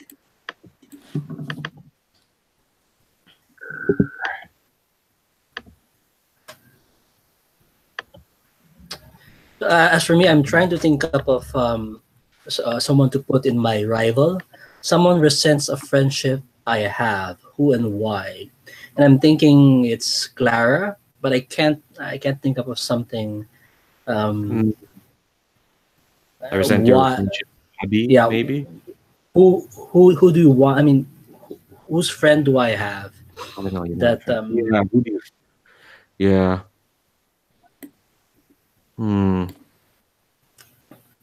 Because we're doing it in a way, right? That we're going to be putting names of every other player here, right? I think because the way this works is that you can't, these questions they don't all have to be a PC. It could be an NPC as well. Yeah, in one shots though, yeah, like it's better to keep it in PCs as much as possible. That's been my experience with Powered by the Apocalypse. No problem. I mean, that said, I think the rules say like I might consider you a good friend, but you could consider me an enemy. That seems to be the way that it works. Yeah. Mm-hmm. Yep. We could also have a best friend because each profile has a best friend move. Oh, that's true. I'm thinking maybe someone from the newspaper team, like the editor in chief. He's a good friend of mine, and you you want to be his friend because I don't know, he's on a position of status, I Mm. guess, to make you more glamorous. Like um, you want to get to know that person. Yeah. But the thing is, I think this newspaper editor, I think, yeah, I'm almost kind of thinking the opposite. I almost maybe I see him as like this person who's was trying to nose in on my business, Mm, and so I kind of adverse against kind of like most of the newspaper because they kind of like I they've see, I been try- see. they've So been trying maybe to, someone else. yeah. Uh, I mean, Let me maybe it's think just me. about it. Yeah, yeah. I'll think about it. Yeah, at least for now, it's I have a friend, and I just need to come up with who and why. I'm just looking at all your profiles. You could continue on ahead, Larry. Yeah, so I mean, I have an acquaintance question, which is there was some help in a sticky situation. What was it? I mean, I think Jake, Jake or Abby are pretty good candidates. Clara would be a weird choice, but I feel like I need to mix it up 'cause I already got Clara for my other one. Um, I don't think you can have the same character as an enemy and an acquaintance, though. oh, good point. Yeah. um, Maybe you could consider. You consider. I don't know. Maybe Mycroft actually considers Abby as a friend, but Abby doesn't, and Mycroft just doesn't know. Hmm. uh, I feel like it's good. I feel like it should be. I feel like it's gonna be Jake. And sticky situation. I am going to think about it during the break, which I think we're gonna take in a second. Yeah. Yeah. I'm feeling kind of the need for a break. How are you guys doing? Yeah. Let's Yeah, take one. yeah. Yeah, Maybe quick one. take a quick break, 5 minutes, and maybe ponder if you don't have a filled in, a fleshed out relationship question, think about that a little bit, and then I guess maybe choose one. Think about like what personal mystery you might want to do as well. All right. Cool. All right, so like about 8:50 or so per my clock. Gotcha. All right, see you in a bit.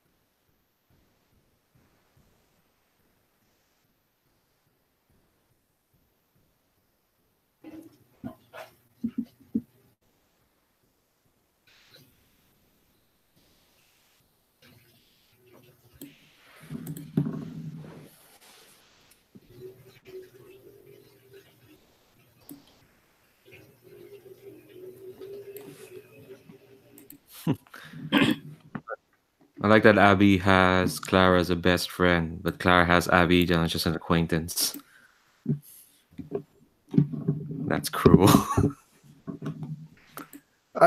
I think Abby might not be over Clara. Aw. Oh god, that's gonna hurt. Yeah, I don't think Clara would have a best friend, honestly. I mean, Or at least it could have been that like we were best friends before shit went down, and then we tried dating, yeah. and now you're like, no distance, and I'm like, what happened to my fucking best friend when I fucking need her? Want to punch someone now? Yeah.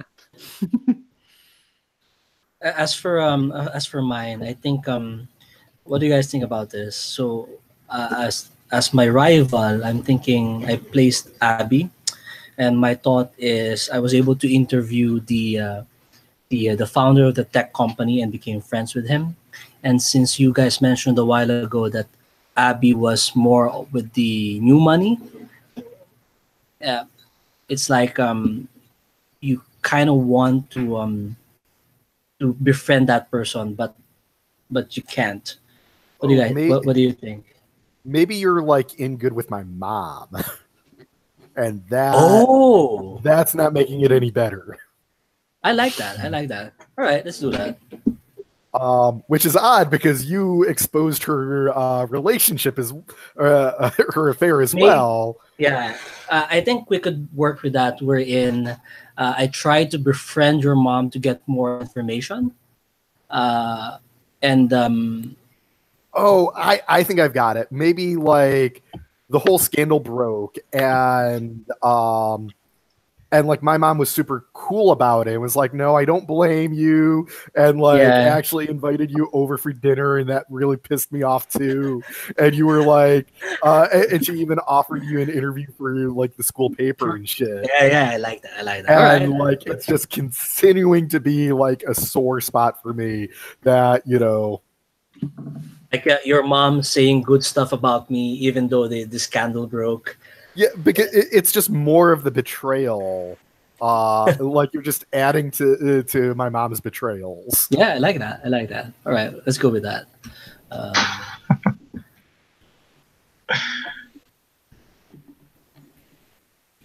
Which, by the way, my mom sounds awesome, and Abby sounds terrible.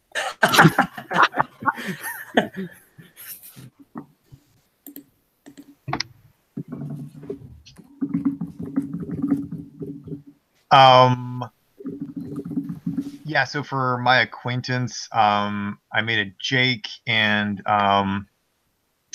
this kind of goes back to this idea, like, is it like an open secret, or what kind of secret, like my fake British ideas? And I think maybe it's interesting if it's generally a true secret for most of the community, but like Jake is in on it, like he knows that it's all a ruse. and you helped me keep. I think the sticky situation was like maybe something to do with like how I pretend to live somewhere where I don't live, and you helped me. Like I was, that was at jeopardy. Like it was we're gonna find out that wasn't really my house, and somehow you helped me cover.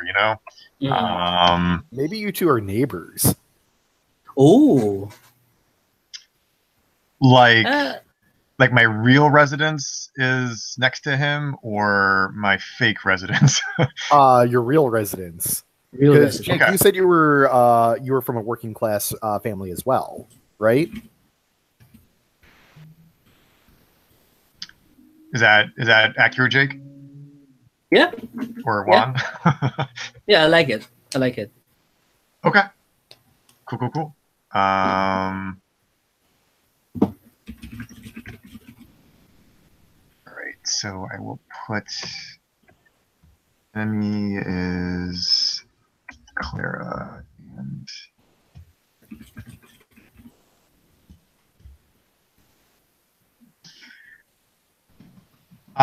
okay, so did everyone pick a personal mystery? Looks like it. Yep. All right. I don't have this particularly well fleshed out, but I've chose that my best friend vanished and no one seems to care. I'm going to find them. And I'm just calling my best friend Timmy. All I know right now is that he is also from the projects, like me. And yeah, he just never came home from school one night. And because he is from the projects, it's just not really a big priority for local law enforcement. Yeah. Ooh, and maybe I've even had. I think I maybe have even. I have to think whether or not what's his face, this like sleazy PI, whether he somehow, whether I've tried to like enlist him to help, or I don't want to think about that a little bit more. But yeah, that's my personal mystery. What about Jake? For me, my personal mystery is someone is trying to hurt a sibling of mine, but he doesn't say who or why.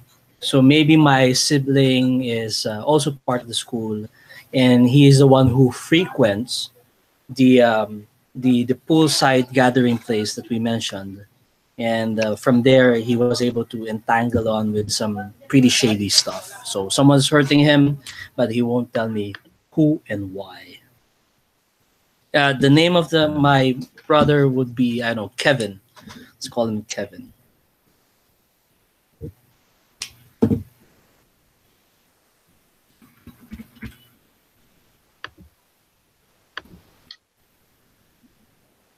You know what? As you just said that, I think maybe Timmy had some gambling debts. I just realized. All right. That place is no good. I told him to stay away from it, but he doesn't listen. Cool. All right. Abby, what is your personal mystery? Everyone thinks my dad is dead, but I believe he's still alive. Under what circumstances, like, why do people think he's dead? Ooh. I think the classic car off the guardrail. Off a cliff? Yeah, off the cliff. Nice. Body never recovered, but no one can survive that. Right into the ocean. Yeah. Presumed dead. Cool. And last but not least, we have Clara, the socialite. What is your personal mystery? Your parents are keeping a secret from you, and you need to know what it is. I've not really fleshed this out as well as everyone else has, maybe because it's a secret. But I think this is less concrete probably than the other ones, because for as long as Clara's been, growing up, when I said, she has a life path in front of her, and when I mean life path, I mean very exact. Like, okay, this is the school you're gonna go to. These are the classes you're gonna go Mhm. to. This is like, these are the people you need to know. You have to, yeah. Then I think her life is very intensely controlled, Mhm. and yeah, I'm not really sure where to go from there. All I know is there's a secret. Maybe. Hmm. Well, I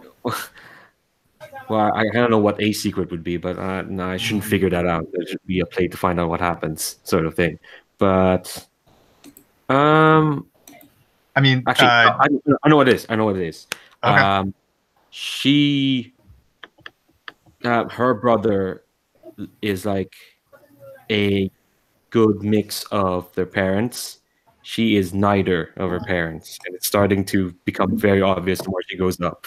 Well, like her physical appearance, she doesn't look like either of her parents. Is that? Yeah, so she's starting to suspect that she might not be part of this family. Hmm. And now she's Okay. wondering why did they need her? Why is she part of this if she's maybe not a part of it? Of course, this could be just like her part of her fantasies to get away from them. Who knows? Hmm. Nice. Okay. So we've fleshed. I think this is pretty much it in terms of fleshing out the our individual characters. Let's see. Do we need to? I mean, I think we should move on to setting up the mystery at this point. Do we want to come up with a town name and maybe a name for the high school? Something Bay for the town. Well, yeah. I mean, given that, Abby's father. I mean, I don't know. Maybe he was on a business trip, but he went off a cliff into the ocean. So it sounds like we're coastal. Almost said Arcadia Bay, but I'm pretty sure that's an. I don't know. That's I from love Life. Arcadia Bay. That sounds Yeah, fantastic. Yeah, but it's from a specific video game, though. It's Who already cares? taken. Okay, fine, all right. Yeah, that's totally fine. Yep. I like it. Arcadia Bay. And maybe even more important, we are the proud home of what high school, and if we want to throw in a mascot, like why not? Cheetah because of the speedsters. Right? The Speedsters is the mascot. No, the cheetah is a mascot. Oh, Cheetah. Okay, gotcha. Yeah. Okay, yeah. The something cheetahs, the flaming cheetah, the cheesy Cheetah. The golden cheetahs. The golden cheetahs. Yeah, let's do that. Yeah, I can dig a golden cheetah. Yeah, golden cheetah seems nice. So let's name our high school after like a shit U.S. president. One of the Trivial Pursuit nobody knows who it is. US president. Oh, wait, which is the one that died in the bath or got stuck in the? No, there was one that died in the bathtub and another that died after 80 days. I'm sorry, one got stuck in a bathtub but didn't die. One Garfield, President James Garfield. Is it Garfield? I thought he was the one with the mutton chops. Assassin. I know William Henry Harrison was the one who died in 30 days. That's the one. I think it was Taft was got stuck in a bathtub though. Taft High School. That's Let's look up obscure presidents. There's Millard Fillmore. Millard Fillmore.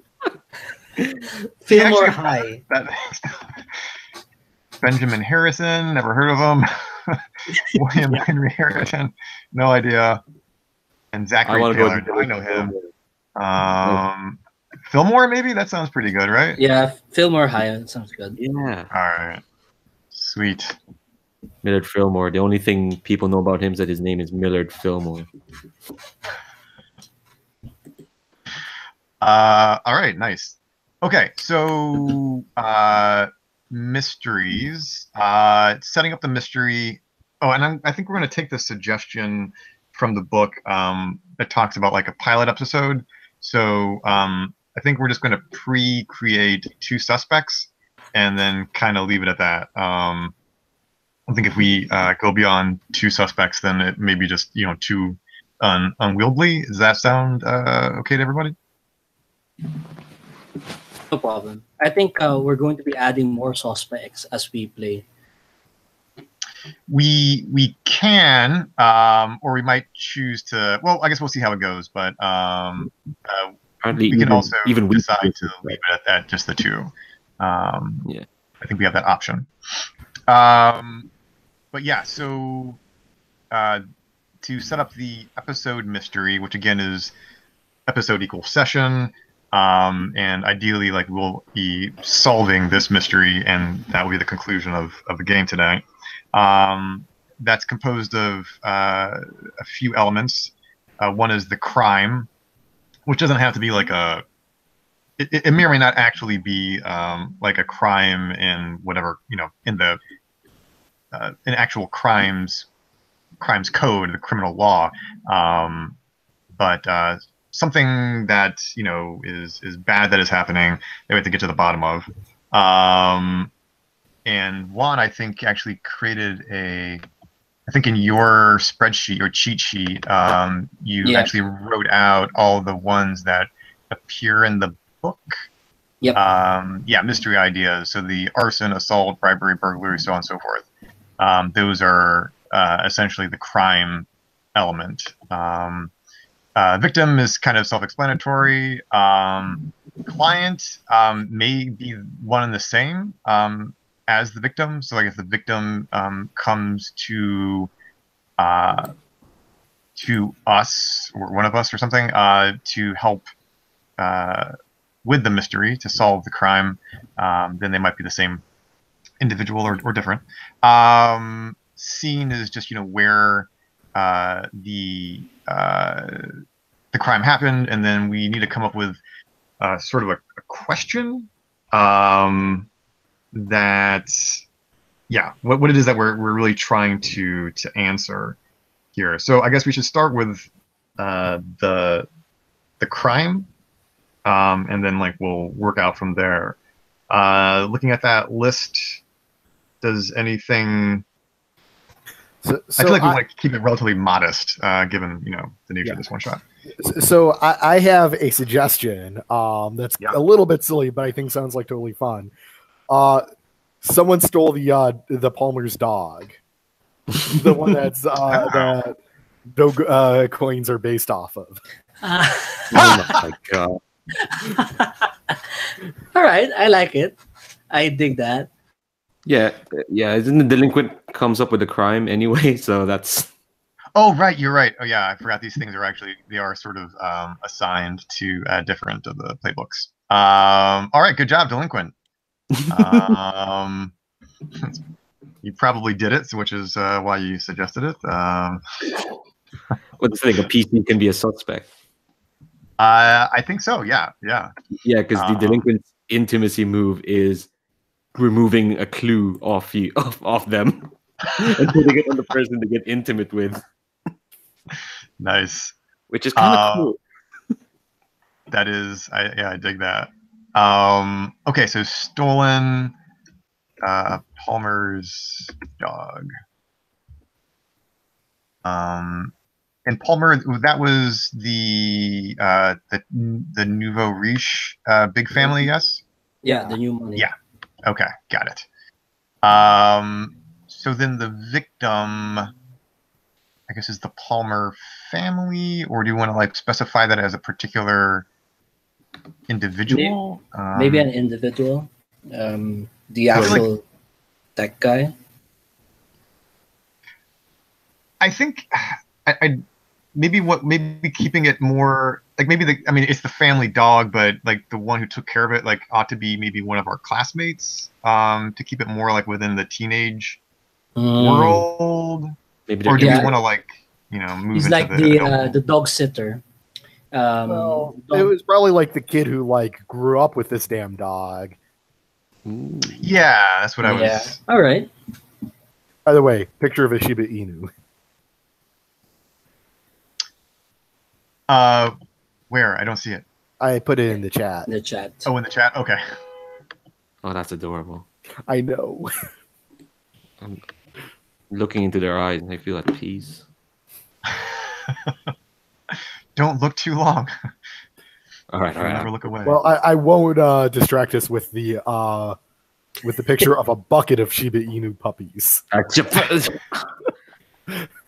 can you say that and not think we'd be distracted? So do we want to make the kid who grew up with the dog? Is it like a kid our age or younger, like coming from middle school to ask us for help, or approximately our age? Maybe our age, so we could be able to properly talk to him or her. Okay. So what's a good name for this Palmer kid? Blake. Blake. That's classic. Can't go wrong.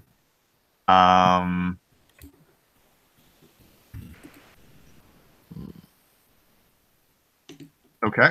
And is Blake also going to be our? Excuse me. Is Blake also going to be our client? Is Blake the one sort of coming to us about this problem? Kind of seems like it might be. Yeah. Yeah. But yeah. Just do that for simplicity's sake. Yeah. Okay. Cool. So the scene, I guess, would be like, I don't know, like where the dog was last seen or something like that. Yeah. Maybe it is just the I was gonna say the Palmer house, but can people? I don't know. People be allowed to go in there readily. How about the What park? is there could be like, a place where there was evidence of where the dog was. Like he was tied up outside of the restaurant, and then they got back, and the dog was gone, but the leash was still tied to the pole, or something like that. Maybe outside the greasy spatula. Mm. And it's notable because it's a rich person's dog, so that leash is it's very high class. Right. I'm assuming the dog was probably like kind of famous, right? I mean, he adorns like one of the major cryptocurrencies, so probably like a local celebrity almost.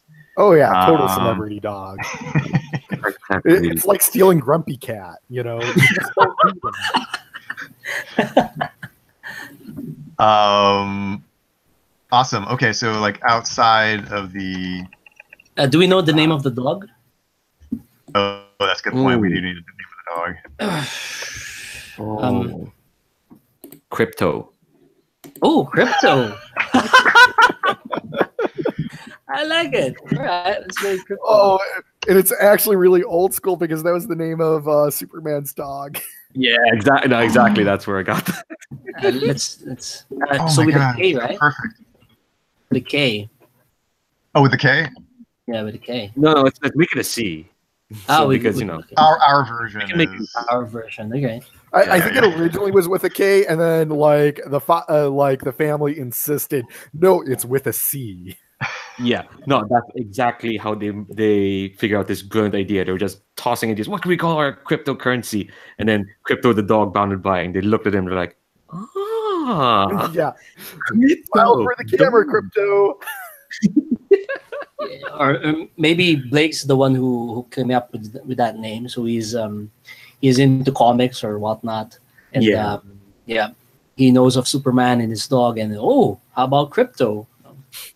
Yeah, and his elder took all the credit for it because they're terrible. Maybe the guy is his brother. I mean, so Blake is the kid, but he has an older brother who runs the company. So it's not really an old guy. So it's a bit older than Blake, than us. What's another crappy Big Brother name? Damien. Damien, I like it. Wait, so sorry. So what is Damien's role in this? Oh, He's the founder of the tech company, and he is Blake's brother. Okay. Cool. So so we still need a question, which is going to be like how we frame the mystery, which will impact on how the characters are going to investigate it. So they contrast, for example, like why did William Butcher disappear versus where is William Butcher? So how do we want to frame this? Like are we like where is the dog or who took the dog? I think who took the dog, maybe. Yes. But then the answer could be simple, that like another competing cryptocurrency, or it could be some sort of complicated insurance scheme by Damien. I don't know, but I mean that's what I think. What about is crypto okay? We don't care about these shithead cryptocurrency people. We just care about the dog.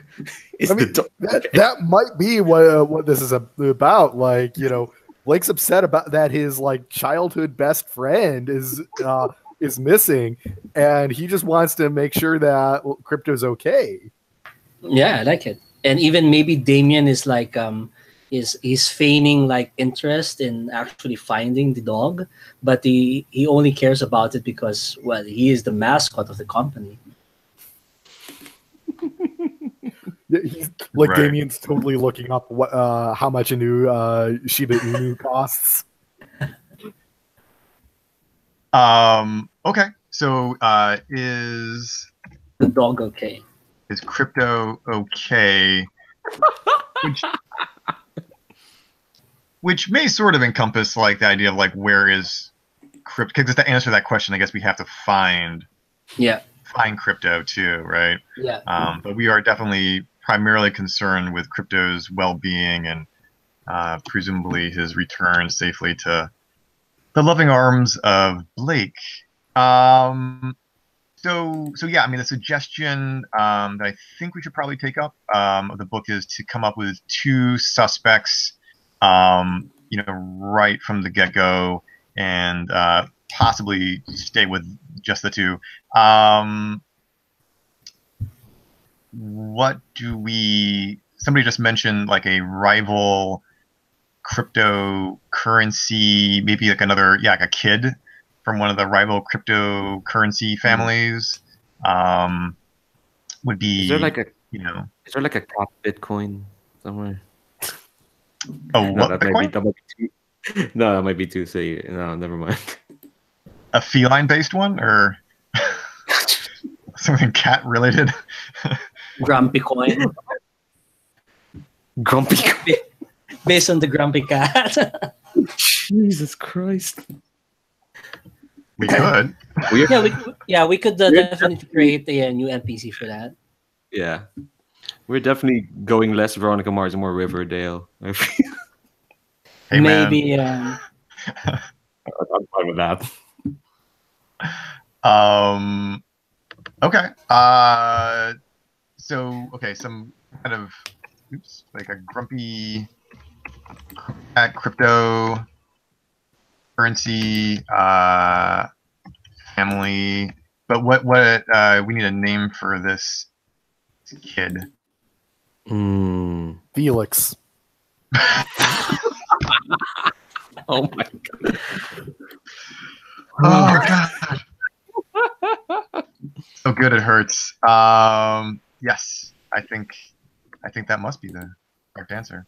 All right. So that is one suspect. What's the second suspect? You want one of the PCs to be a suspect, or? I mean, it's totally cool if you make Abby a suspect. In fact, that might be how.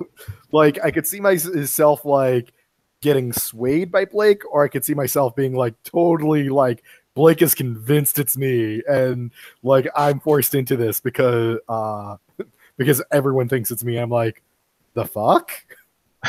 Then again, I might have done it. I could totally see Abby having stolen the dog. I think that's an interesting possibility. Somebody said one other thing though. What was it? The insurance.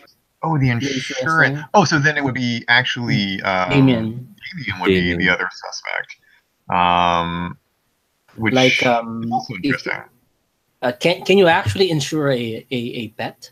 Yes. Can you? Sure. Oh, you can. All right. Yeah. Okay. So maybe there's like a huge insurance policy, something like that. I I'll leave it up to you guys. I think probably the more unorthodox choice would be Abby. I don't know. Yeah, what do you guys think? Yeah. How about you, Abby? You really feel like it's something you're interested in being subjected to? Oh, I think it sounds totally fun to be the suspect.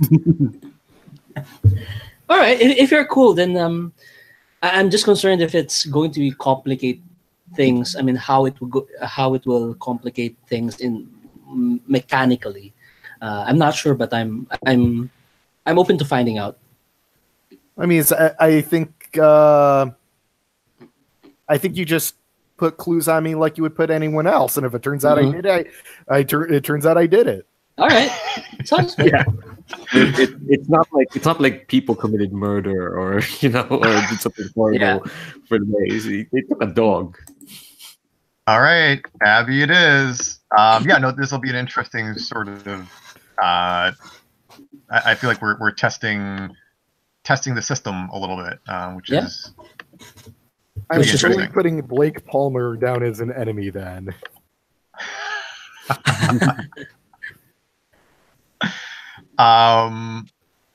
Sweet. Okay. So do we need to go over basic moves at all before starting? Or does everyone feel pretty good about what page is it on? I feel good about the. Sorry, go ahead. Oh, I was going to say I feel good about the basic moves. I don't feel good at all about the clues, the clue mechanics, and then the interpersonal things. I think I get it, but I'd have to see it in play to know for sure. What exactly are you? I mean, what do you think is making you feel confused about the clues? I haven't had time to read it at all. All right. My understanding is when you say you can bank a clue, that's just coming up with a clue and just keeping it first before you could actually use it. I think that's my understanding. Can you guys correct me on that if I'm wrong? No, I think that's right. And I create a little clue bank down below. I guess technically he divides the clues into public and private. If you discovered a clue when nobody else was around, like if it fictionally it made sense that like you were the only one who knows about it and you decide to like hoard that information, then because the thing is when you find a clue, it doesn't go on the suspect until you put it all together. Yeah. So I think all clues are banked until you like pin it up to someone. Yeah. And then just like general advice that I have written down here, the clue should be abstract enough that it can apply to more than one suspect. When placing a clue on a suspect, try to link the suspect with a mystery element. So like the scene, like they were like somewhere seen, like I guess in this case like around the greasy spatula. At the time in question, link it to the victim, might give you like a motive, link it to the crime, I guess might be like the method. I don't think they're really hard and fast, and then clue examples in general are objects, pieces of information, eyewitness testimony, means, motivations. And then Juan created an interesting cheat sheet with just like Yeah, just footprints, strands of hair, receipts, all this like kind of good. Yeah, this is quite nice inspiration. Yeah. We also have like eyewitnesses, right? Like, What's that? we can also have like eyewitnesses as clues, right? Yeah, Oh, yeah. yeah. Sort of that- eyewitness testimony, yeah. Yeah. for sure. Which you know, yeah. So does that help at all, David? I think so. I think I've got it. We'll just kind of see and play. Yeah, for sure.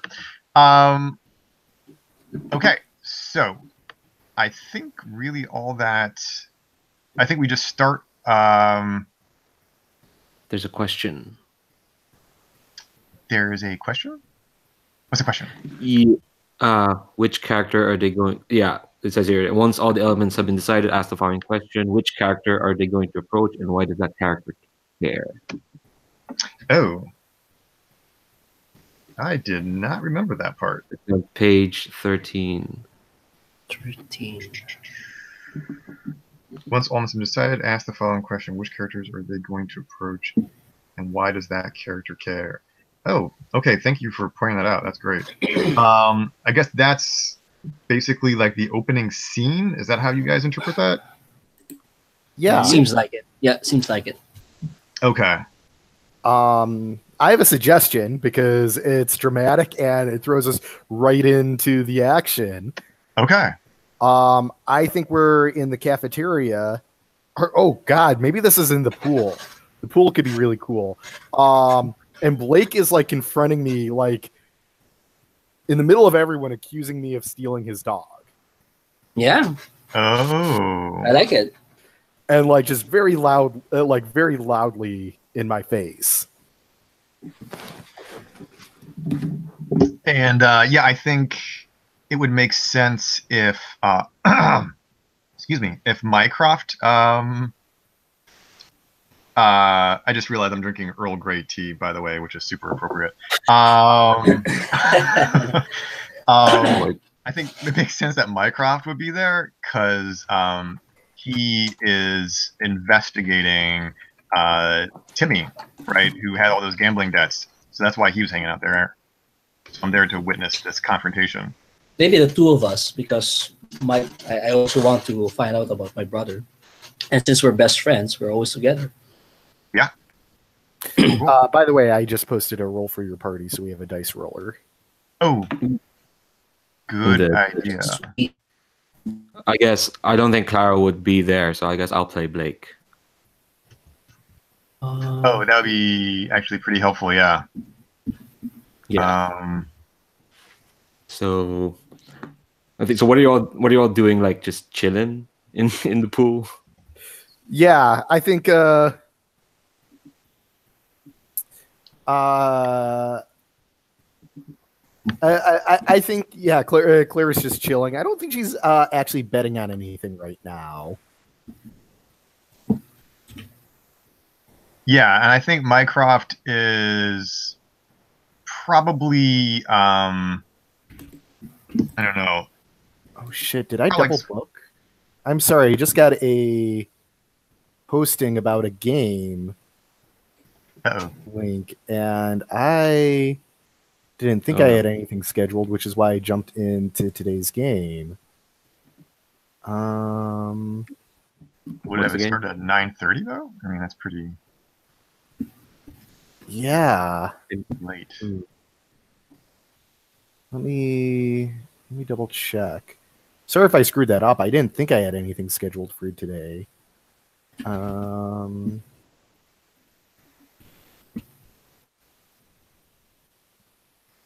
Wait, let's.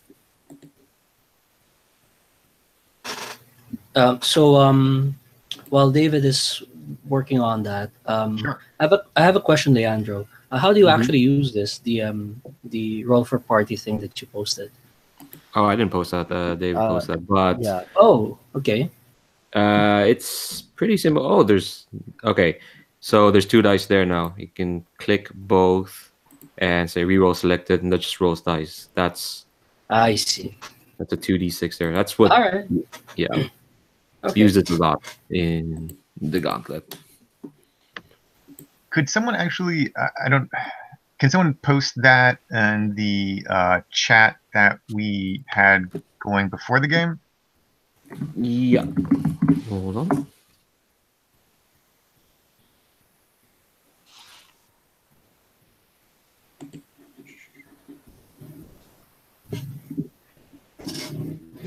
So with this tool, you guys can also see my roll. Is that correct? Yes. All right. Mhm. Gotcha. Oh, that's bizarre. Okay, never mind. I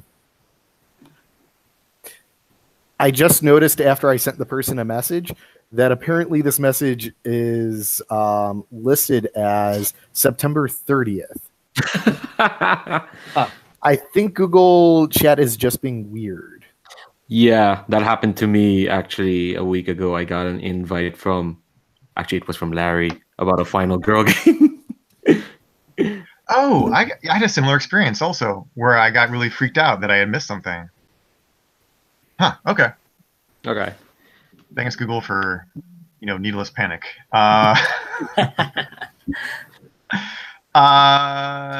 Okay, so we were sort of setting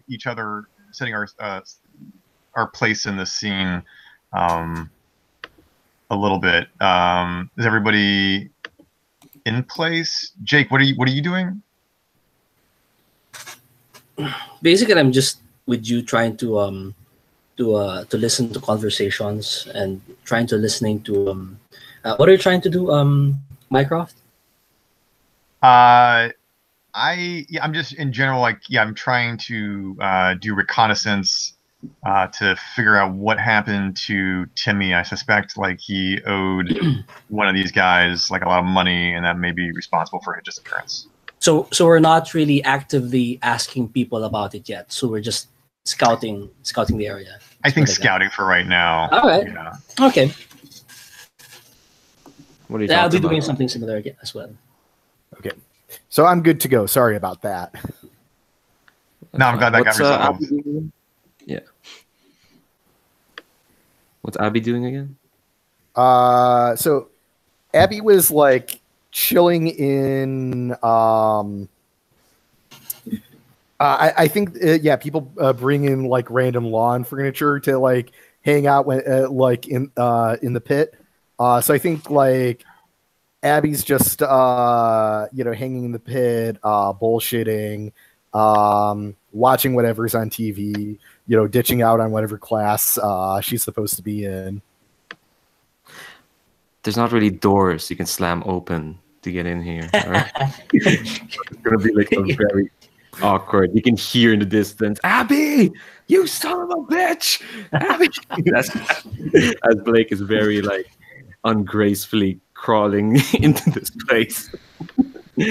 And I like the image. Yeah, I think Abby's shit, did I screw his girlfriend or something? Abby!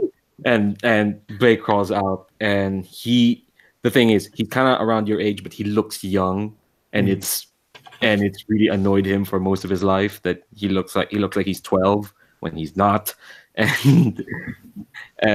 he's gonna Abby, you son of a bitch, come up, and he's barreling towards you, and they're why did you have to take crypto, you asshole? What the fuck's a crypto? He's trying to grab you by the shoulders, my dog, Don't touch me! Don't you fucking touch me, you little bitch! Well, bring back my fucking dog, Abby. I didn't even fucking know you had a dog. Oh, don't bullshit me, Abby. We've heard you and everyone else has heard you bragging about how that Dogecoin dog looks like, the dog's box, and you're gonna steal it for yourself. Everyone's heard you bragging about it, Abby. Wait, that's a real fucking dog? And I'm gonna roll gumshoe because I'm totally rash.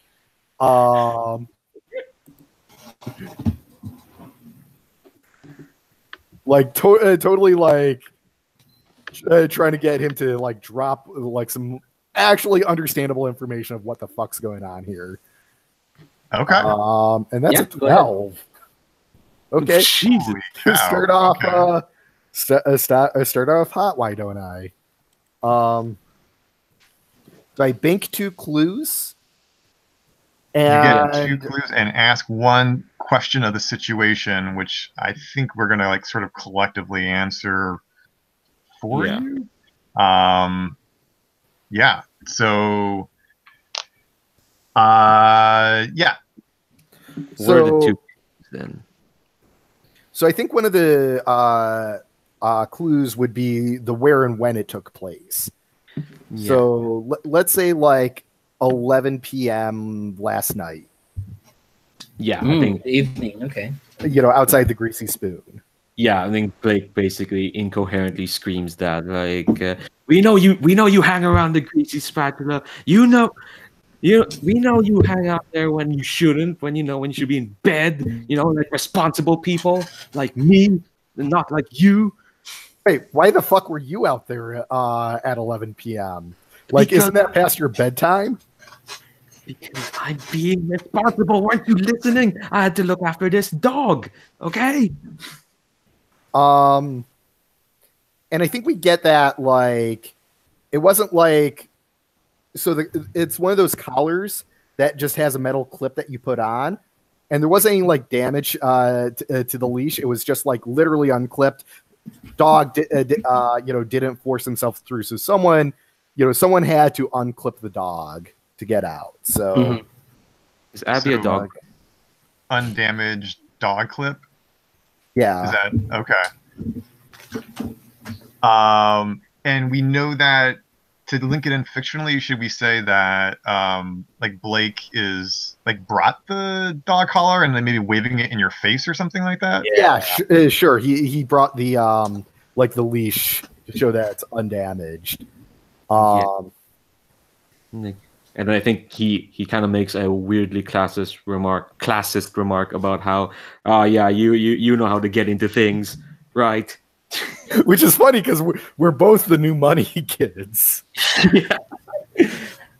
I just hang out with a lot of the more working class kids Which these days. begs the question: how did you know to get into this place? Yeah.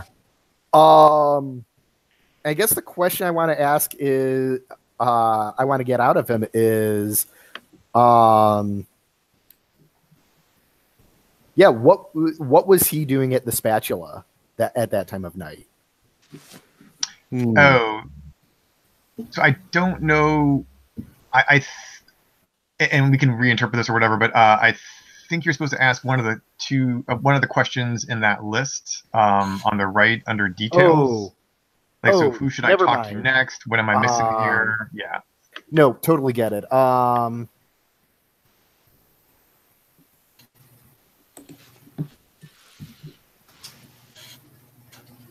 I'm gonna go with what am I missing here? And now we have to come up with the answer. Interesting. All right. What are you missing? I think you're missing is why, of all people, why is Blake targeting you? Like, why specifically you? Because I think you just mentioned you are also nouveau rich. So is he. Yeah. Interesting. That also puts Blake into a different light. I mean, in my No, we thought in my this opinion, yeah. Yeah. Yeah, so I I think- like that. Yeah. Yeah. So I think I'm like, look, Blake, I don't know what the fuck your problem with me is, but I don't give enough of a shit about you to care what happens to your damn dog. I think he kind of turns a shade of, okay, what's a good shade of purple? Pumice? I think that's purple. Puce. Yeah, there we go. Puce. And I think does anyone else jump in? Because I think he is just gonna just keep waving this dog collar and being like, well, Yeah, I'm I gonna feel like stay and watch. At least for me, that I think that's my kind of personality. Wherein I tend to stay on the sidelines. But maybe I looked at Mycroft, and it's like I'm asking just by eye if it's going to be doing something. right. Yeah, I mean, I think we do need to intervene, if for no other reason that we need to answer the question of like, why does the character care? yeah, because Blake is gonna throw this dog collar to Abby's face. Yeah. I mean, so Abby does care about this because, she's not heartless, but she's pissed off at Blake. So she's, Right. She was saying that basically Yeah. to hurt him. Okay. Yeah, so I think maybe Mycroft like marches over. God, we're just gonna pretend I'm doing a British accent, all right? I just No problem. No problem.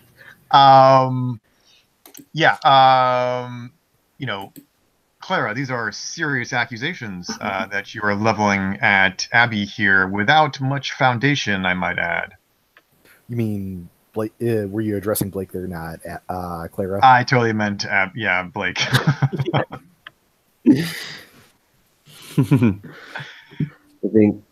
I think Blake kind of like I think he sees you and he doesn't calm down. It's like, you're like you like detective bullshit, right? Well, maybe you can solve this. As a matter of fact, I believe we can, and I sort of look to Abby and Jake. I think everyone here can certainly agree that what was the dog's name again? Crypto. I think everyone here can agree that Crypto is an innocent victim here, regardless of our feelings about you personally. Yeah, Abby rolls her eyes at that. And of course, Abby here will certainly want to, clear her good name after all these allegations being slung around. I think.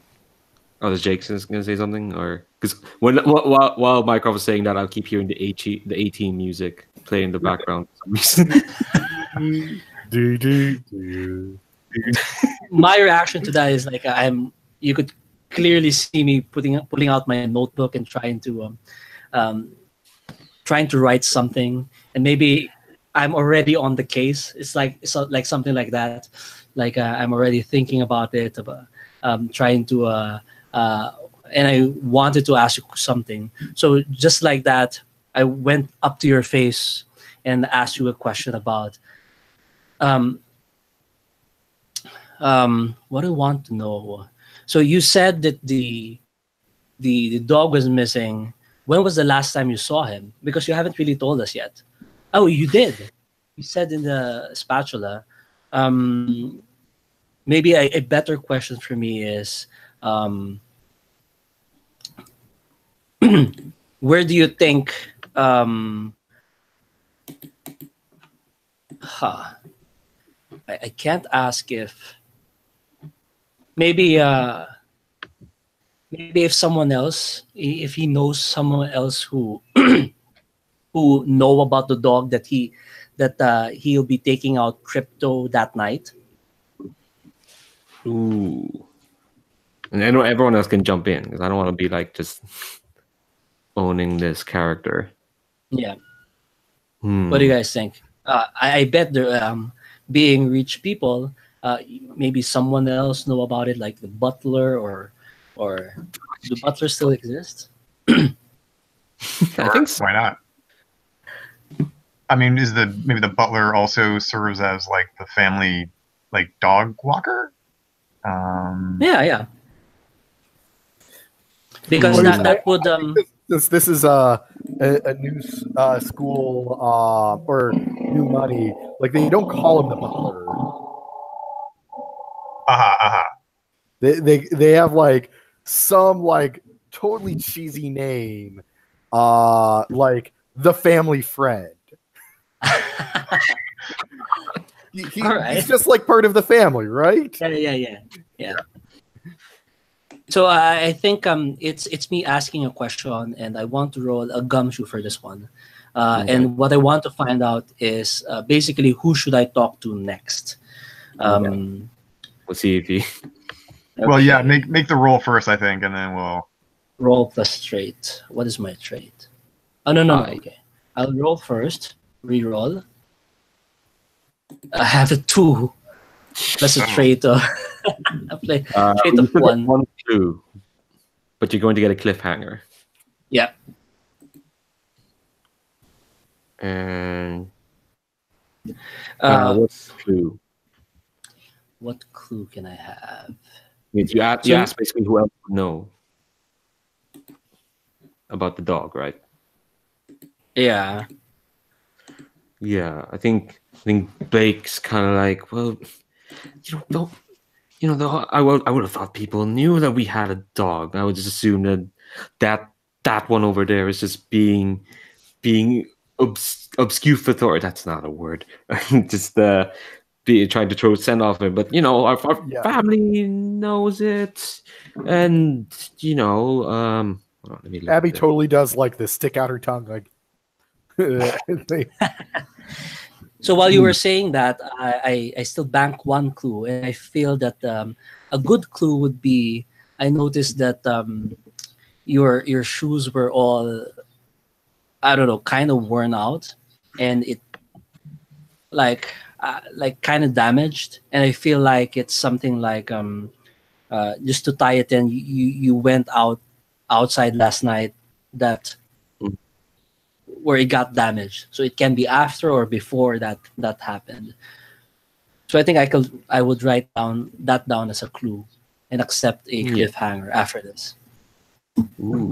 When we say we will get to a cliffhanger, does that happen immediately, or does the scene continue and then the cliffhanger happens to me? Oh, that's a good question. I know the scene has to end with a cliffhanger. But does it need to happen right away? Or so, for example, if I wanted to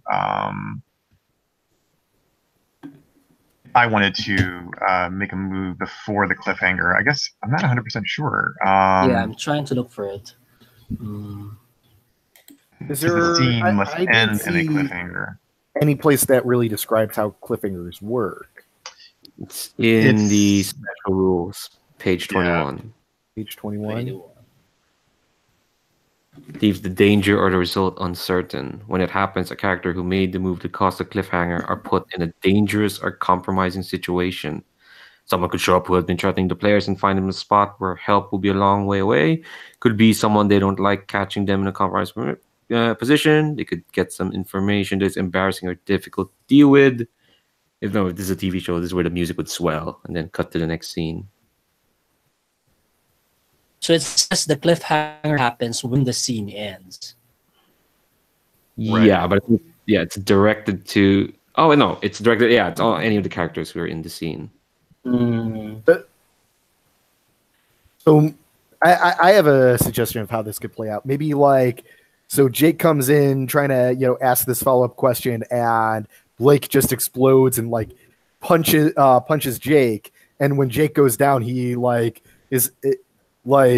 he kind of like sees the shoes all torn up before like his eyes go all blurry. So I like passed out from what happened. Yeah, And I could like see maybe it's- the bottom of his shoe, maybe there's something there. Something stuck in the bottom of the shoe. I like it. Maybe I could tie that in. Yeah. And I think why Blake punched you is because you kind of asked a question that he thought was already answered. Like, everyone knows there's a fucking dog. All right, these people are useless. And Yeah. And he kind of turns to Abby and is like, fucking figures. You got the school detective, your school detective sidekicks to cover for you. No, and I get it. You know, we don't get you. You don't have to say anything. You know, I'll just have to, get the authorities involved, and they're gonna care really much because this dog is, he's valuable, not just to me, but to our company. So your asses are gonna be cooked. Man, I'd be pissed too if my family was based on a fucking dog. And I'm gonna actually roll fight on that because I think at this point I'm like trying to do harm, like emotional harm to him. Well, can I just say, I'm just worried about the cliffhanger bit of this. Like, 'cause if we're doing the cliffhanger, then I think we're supposed to sort of To cut end the at this scene. point. Yeah. And I'm a little bit worried that if we, I think we can have Jake go down and Yeah, then see what he saw right about the shoe. Yeah. But then to make it like that suspenseful, like, what's going to happen next kind of thing. Like maybe, I don't know, maybe the authorities, whatever form that takes, does what he does maybe at that like point. right after the punch, like, all the kids in the pit get like Jake separated out and like hauled away from the pool before like more serious shit goes down. Yeah. Yeah. Leandro? Yeah, because resolving a scene with cliffhanger means you just have to like make a move to resolve it. I think it's just weird because like 3 out of 4 player characters are in the scene, so you can't really cut to another scene. I mean, we just do a hard cut to the scene, like something happens that creates that hard cut. Yeah, it does also say that you could move to a different scene, but at a later date. But that would also mean that I can resolve the scene or the cliffhanger, and I'll just dictate what happened. And I need to take a condition based on that. So it's like the scene ends, switches to the next scene. Something happens that I would dictate, like maybe I got up and I got a bruise, something. I get something out of it. Yeah, I think actually if we don't do something to resolve the cliffhanger and you just move forward with the narrative, then I think you're actually supposed to take two conditions. Yeah. If you're down with that. Yeah. Yeah, in the interest of moving things along, we might just do that. Yep. Okay. So just continue on, and I'll try to think of a condition. Maybe, of course, a busted lip, and maybe I think we've something social. Yeah, something emotional, I guess. All right. I think we reached the end of the scene. I think it's like, yeah, you fuck, and you fucks, and he throws he does throw the collar into Abby's not face. Well, he tries, but he's not strong enough, so the collar just ends up at her feet, and he storms off. All right. Cool. And does Jake? Do you want to put in something for the clue that you banked? Something about the shoes, right? Yeah, something. There's something stuck at the bottom of the shoe. I'm leaving it big. I think we need to specify so that it can be placed. No problem. Maybe I'm thinking can a bottle cap get stuck onto the shoe? I'm thinking like a bottle cap that would allow us to connect it to the distillery that we were talking about. Ooh. It's like one of those discontinued beers. Yeah, something like that, or maybe like a label off of a beer bottle, like a label. Yeah. A label seems nice. All right. Miller Ultra Light or something like that. Label. Okay, maybe beer bottle label stuck to Blake's shoe. Okay. Hey. Now we've got 3 clues banked. Where are you typing that, Larry? I can't seem to find it. Mysteries tab in. Mystery staff. There you go. All right. Thanks. Mm-hmm. All right. Okay, so now we have to figure out. We need to frame a new scene, and I think we decided that we're just going to kind of move on with the narrative. And right, Jake is just going to take 2 conditions of some sort. Yep. A busted lip and kind of bit of embarrassed that I was punched in the middle of everyone there. Oh.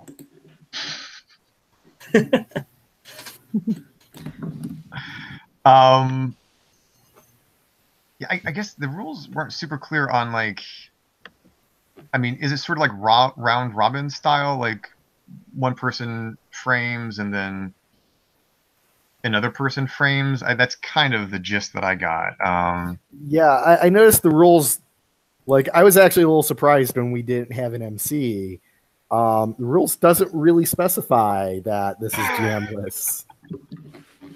The word collaborative was used once, I think. Yeah, but so do most powered by the Apocalypse games.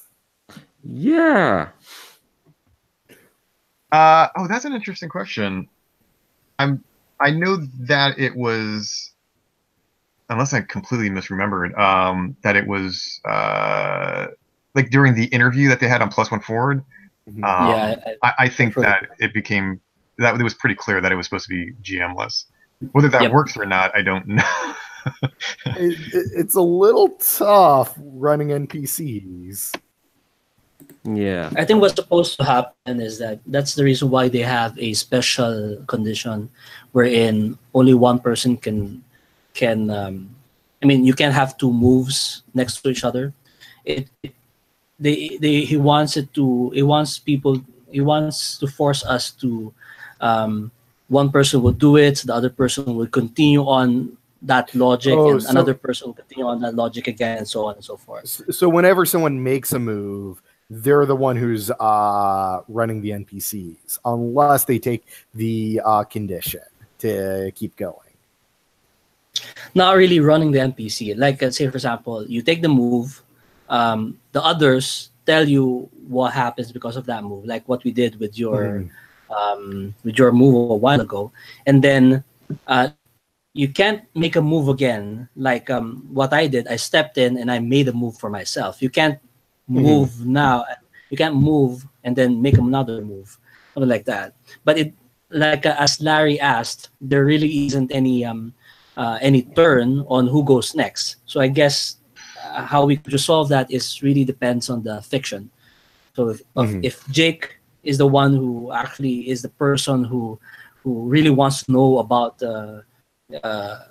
get the juiciest details, then fictionally he's the first one to actually ask the question. So does that make sense? Kind of. I think the game really needs to codify who does what. Just because that's very important in GM-less or GM full games. So, but I think it just really needs a scene structure. Yeah, I think that's really it. Like, who gets to frame what next? I think more definition is necessary, but that's not going to help us. Like, saying that's necessary doesn't help us get through tonight's section. So, all right. Oh, who wants a scene next? Let's just like, what's the next scene? I know I can just toss in an idea. Yeah, I think that's Why don't we just do collectively decide? Okay, so we know it happened outside of the greasy spatula. So one possibility would be to just go to the scene of the crime and look around. Do we all go, or maybe I'll sit this one out for now. You're maybe like out in the nurse's office. Yeah. Do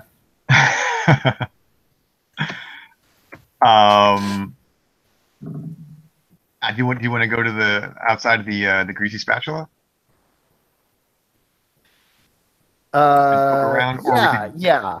And I think I would have like texted Clara being like, shit.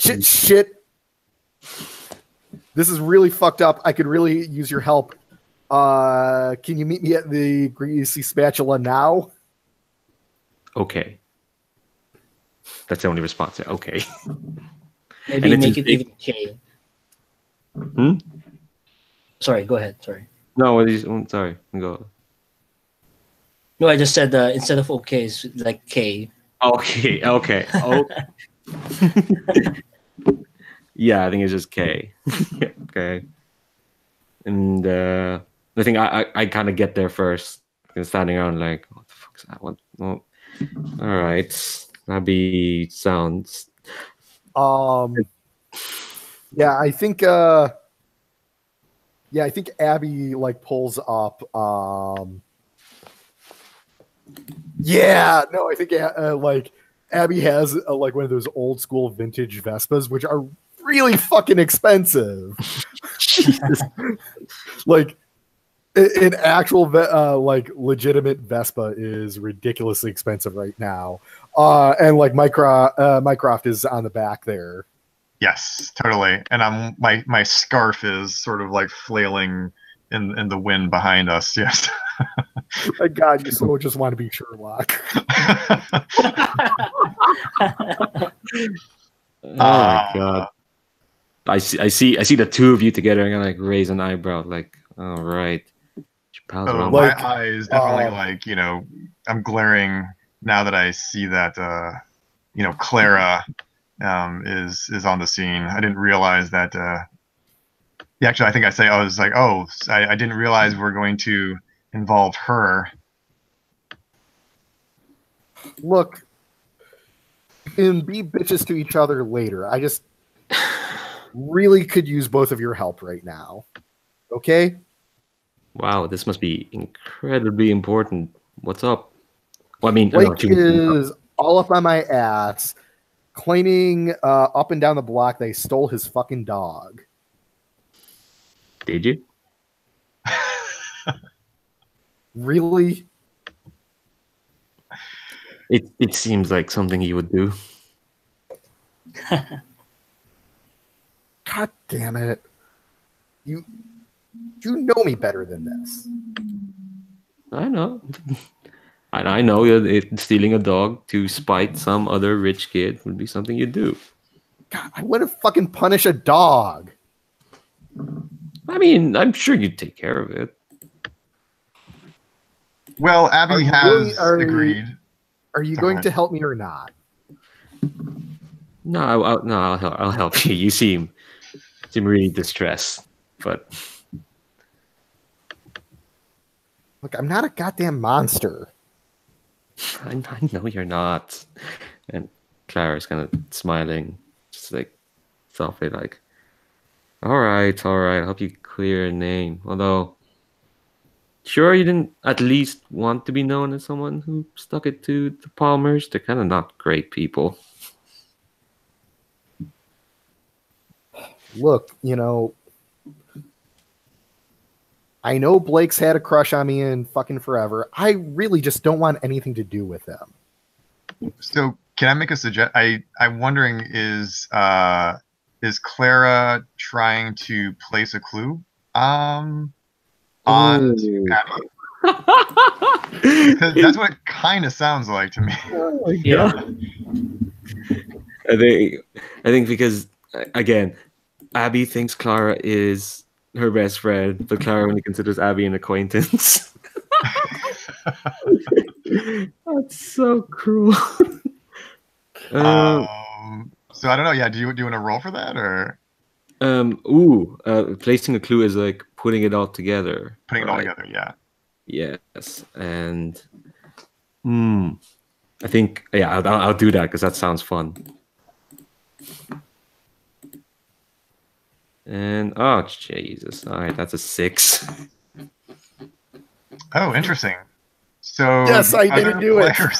Collaborate to place a clue on a different suspect, and you get a cliffhanger. Oh my God, another cliffhanger. All right. So we're. Who is our other suspect? Felix. It's Felix and Damien, right? No, Felix and Abby actually. Oh, Felix and Abby. Yeah. All right. Yeah, they were Uh, one suspect. Yeah. Yeah. We need to place a clue. Which clues do we have? It's this one. Yeah, the three in Okay. the bank, and I think that's the idea that we have to put it on Felix as our only other suspect. And since we're trying to keep it down to just two suspects, I think that's probably the way to go. So Maybe- Okay. It's kind of difficult with these clues. We don't have enough clues. Well, Maybe.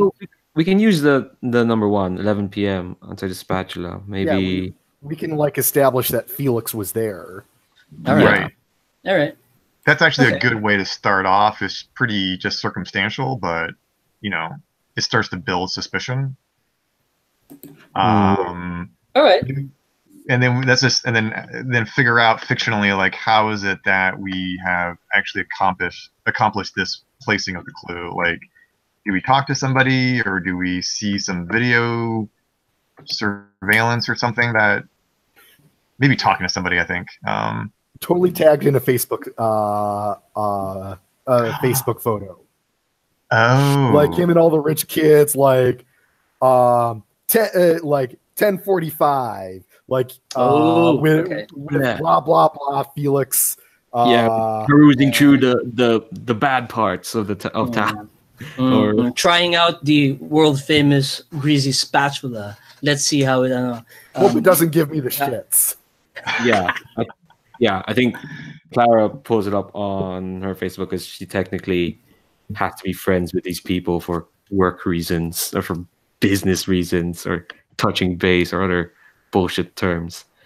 And I kind of like, she kind of like slightly exasperated, like, all right, well, there's this guy who doesn't like Dogecoin. He was hanging around the greasy spatula.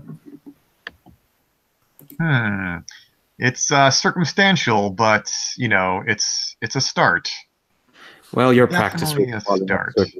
your practice with following up circumstantial evidence, right, Mycroft? I didn't know better. I think that was an insult. Wow, what a detective! I am gonna roll my enemy move. Whoa! I just want an interaction. Well, oh, wait. I Wait, we need to But resolve we had the a counter. cliffhanger here. Yeah. Uh, So I guess the scene should end with something that's about to happen. Since you guys are in the scene, that means it's up to me. but you're going to create a cliffhanger now? Is that what you're doing? Yeah. Okay. Because you he rolled a 6, right? Yes. How about there are these people in a car that like who drove by and someone is outside the window who's trying to make a swing at you guys. So all of you are just in just one position and they're gonna take a swing Oh wow! with a baseball bat. So we don't know yet who these guys are. Maybe they're connected to that, or maybe it's someone from, maybe based on your personal mysteries or something like that. So I think we could go with that. I think we all have to roll to resolve I think that. since I think it's because it's a cliffhanger, it should go to the next one, right? Is that the hard rule? Like if it's a cliffhanger, it goes to a next scene. The next scene resolves and it goes back again. I think you should just like describe what happened with these people taking a swing at us. Like what do they end up hitting and destroy? Did they destroy the Vespa? I don't think they wanted to. I mean, I think they're there to actually hurt one of you guys. But since you are grouped together, you guys don't know who they're actually attacking, but that person actually hit someone. So I'm trying to decide who among you guys. We don't want to do something that will like necessarily give a condition, do we? Because I that's think not so. part of a cliffhanger. Is it not? I think the cliffhanger is. Hold on. Again? I think the cliffhanger is supposed to give something. It's a danger or uncertain result. Yeah. So like it Right, doesn't so have to be like the Oh, go on. danger then is like we have a car approaching and there's like somebody hanging out of the car essentially like with a baseball bat, right? Yeah. Coming at us. Yeah, so the shot is like while we're talking outside, we cut to this baseball car kind of like idling and someone's holding a bat. They're driving towards you, and that's the cliffhanger as we cut to Yeah. commercial. Yep. Yep. Right. So you guys noticed that one, and like it's revving up. You could really hear the engine, and you guys saw that person holding the baseball bat, and it cuts. And it cuts. How about that? Okay. All right. So All right. then we have the option of like Jake could have a scene like all on his own if he wanted to, and it wouldn't have to involve this cliffhanger at all. I think is one possibility.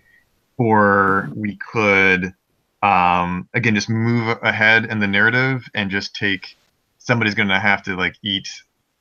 I don't know how The this works actually. conditions. Someone's gonna have to eat conditions. I don't know if it's everybody has to eat a condition or just maybe one person is like the fall guy who takes the conditions. The rules actually aren't very clear on that, I don't think. Yeah. I think the character can make the move. No, it's the character who rolled the miss. You're right. Okay. Yeah. So then it would be Clara. Clara. Yeah. Yeah. I'd say let's give Jake a scene. I mean, he was off on his own. Okay. I think there's stuff that Jake can do after like either at the nurse's office or coming out of the nurse's office.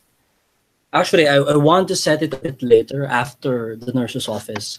I think Jake would have tried to look for Felix because he's the more, at least in my mind, for someone, he is the more a big suspect. So I feel that I would try to seek him out at his office or something like that. Would that make sense? So the scene would. Felix was a fellow student. Oh, is he? Oh, okay. Huh. So maybe I could look for him. Okay, so let's establish that he is a student. Okay, so maybe I'll look for him. Can you guys tell me where I can find him?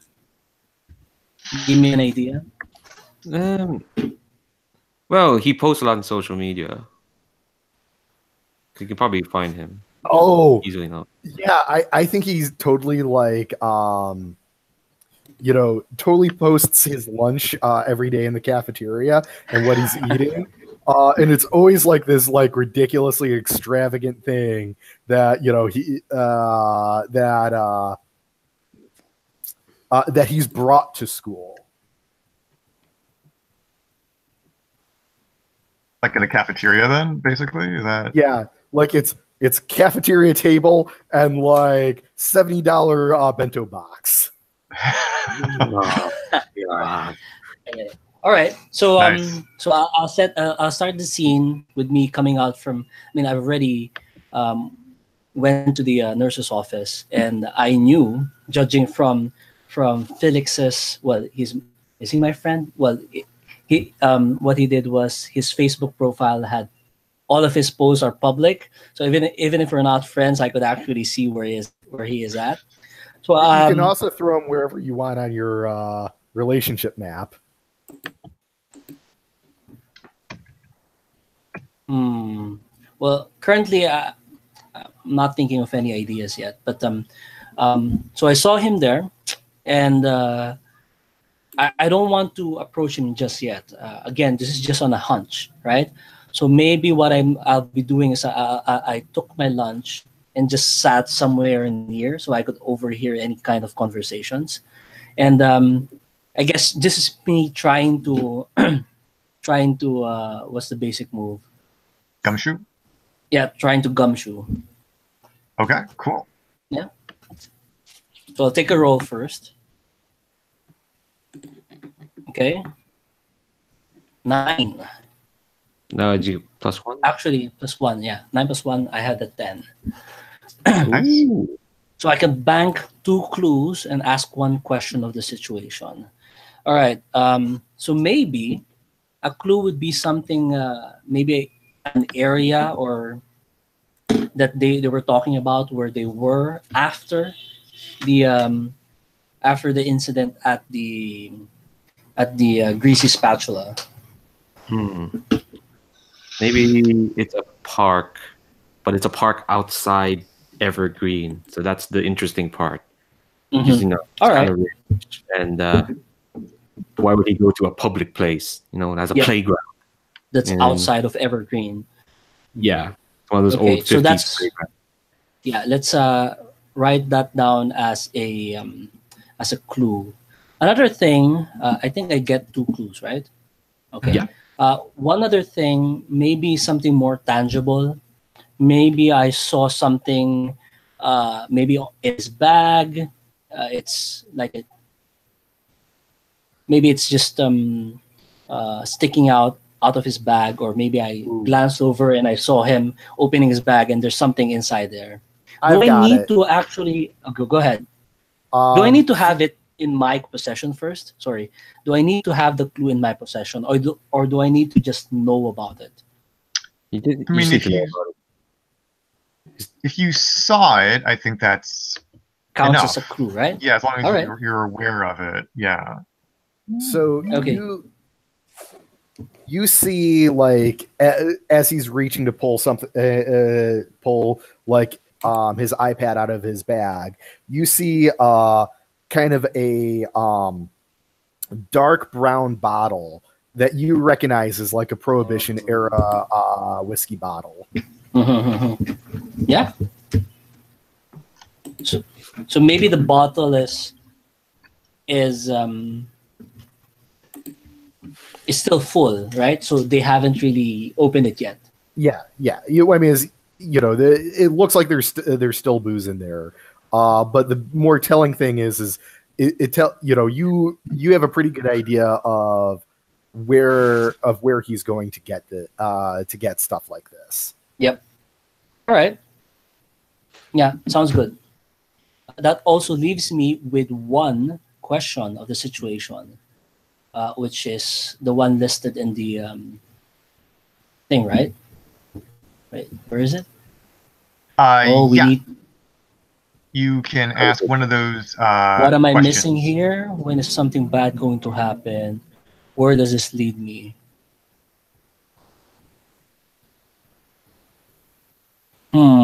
Maybe I wanted to know more about what's happening or what they're talking about. So I want to ask, what am I missing here?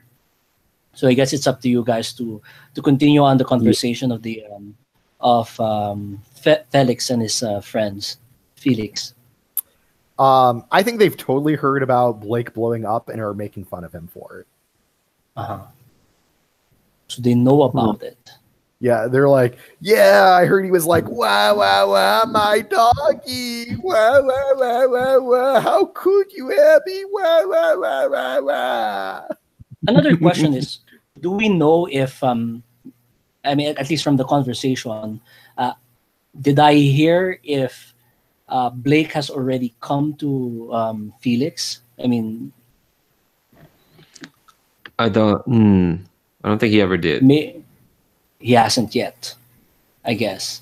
I guess the answer is not to our knowledge. Yeah. Okay. All right. You come to like as Okay, a so- confront or Yeah. If Blake already confronted Felix, because okay. I mean it's an easy connection to make, right? Yeah. So we don't Yeah. know yet. Okay. And also, since I am still in the scene, I can still continue, right? I can still continue on with the scene. Yeah. So what else can The thing I is- do? Yeah, but the thing is, if you make 2 moves in a row, then you get a cliffhanger. No. Makes sense because that's what forces the scene. Okay, so let's end the scene and cut back to you guys. So there's nothing bad's going to happen to me. Yeah. Yes. I think You're All right, safe. that's good. Okay, so I so think it cuts off. I found the clue. I overheard the discussion, and then it cuts off, and then it's back to you guys. okay. So, do you think this sniping between Clara and Mycroft has turned into a full-blown argument? Well, before we get to that, though, we have to deal with this baseball bat coming at us, Yeah, right? no, Yeah. that's what I was Yeah. thinking. So, like, maybe that's why they don't notice it because the two of them are arguing. Or do you want someone to notice this baseball bat attack? So you guys are distracted, and so I'm going to make I guess it's going to be an action move, which, Mhm. oh, fuck, that is my worst one. All right, well, um, apparently I'm not very good at acting rashly, but I'm going to try it anyway. And my goal here is basically to, like, sort of push the two of you, like, out of the way, out of harm's way. And I got an 8 minus 1 is still 7, so Nice. could be worse. And let's see, go into the basic moves and action. 2 from the list, which is you deal with the danger in a way that gives you an advantage. You don't have to end the scene with a cliffhanger. You don't take a condition.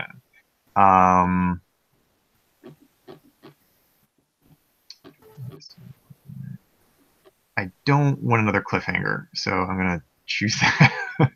I deal with the danger.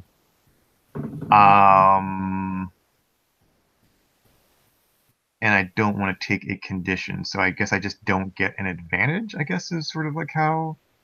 Yeah. Mhm. Alright. That means we don't figure out anything about the attack or anything. We just get like Yeah, Yeah, which I'm well, fine yeah. with. Like So they go driving away. Although I'm going to do a reaction to that. Like you're like, get down, and after they like start going off, like Abby's a track runner. She's going to run after the car, Oh, and I'm going to gumshoe because mine is based off of body. All right, go ahead.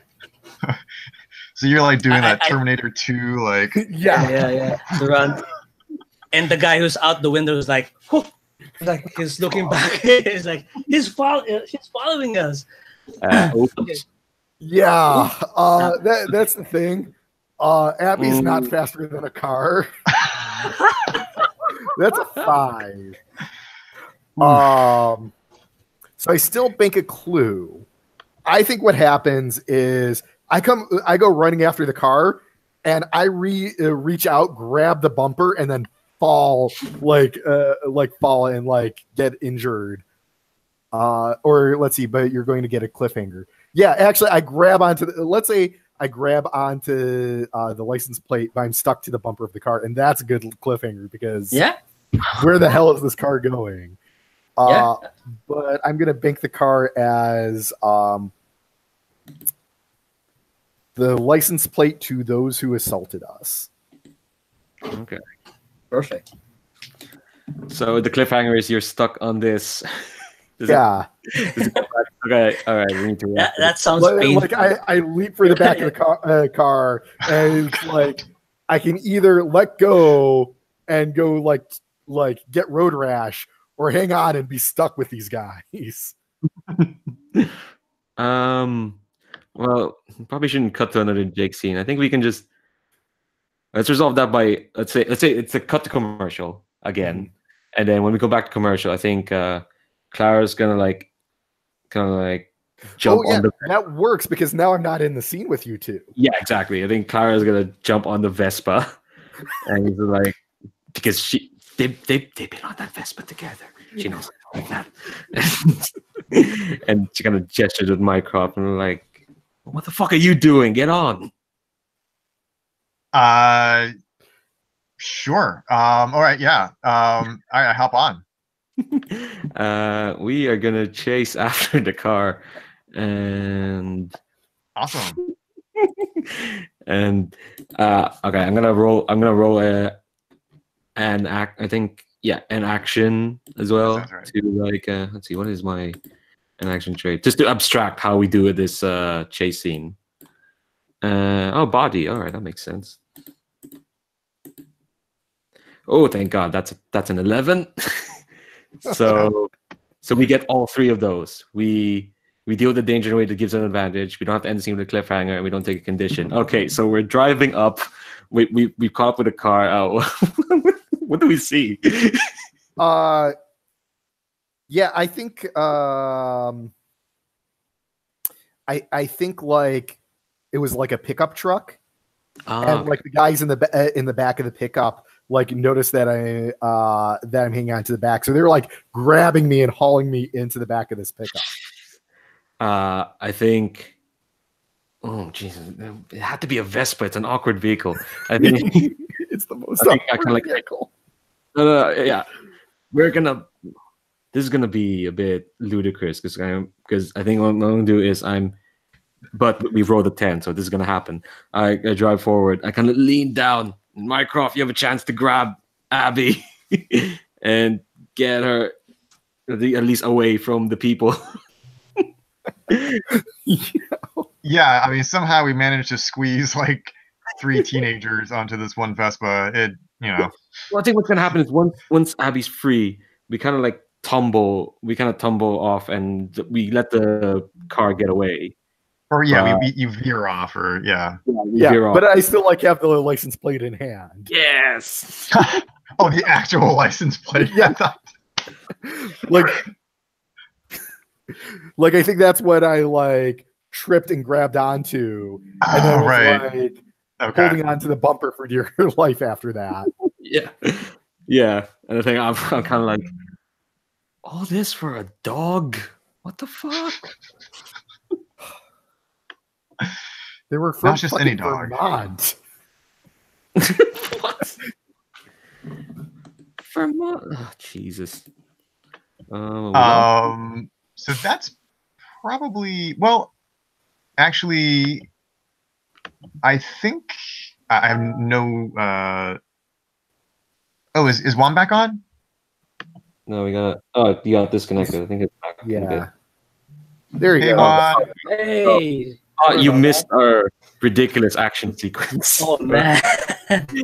So basically, Clara and Mycroft got on the Vespa, chased after the car, and it was a pickup truck. So Abby was being dragged to the back. So what they did was Clara was driving the Vespa. She kind of leaned down, let Mycroft behind, grab Abby, and get on this Vespa.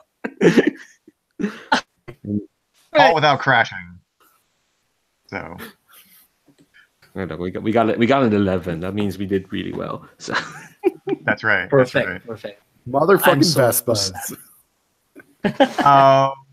So I think I'm going. So we veer off because we can't go too far with 3 people on the Vespa, and which gives us time to maybe assess the situation a little bit. And I think I'm going to try to do a whatchamacallit roll, the put it all together roll. Okay. Because we're going to take stock. Although I guess I probably shouldn't. Now I just think about it, I don't think I have access to the fiction. I guess I shouldn't have access to some of those clues. Well, you would have access to all of the clues right now except for the one that Jake just got. That's right. Yeah. Okay. We literally have one of the clues in Abby's hand. So you don't have the public park outside of Evergreen or the dark brown Prohibition model. Not yet. Right. Yep. Okay. So I just rolled a 7, and I am.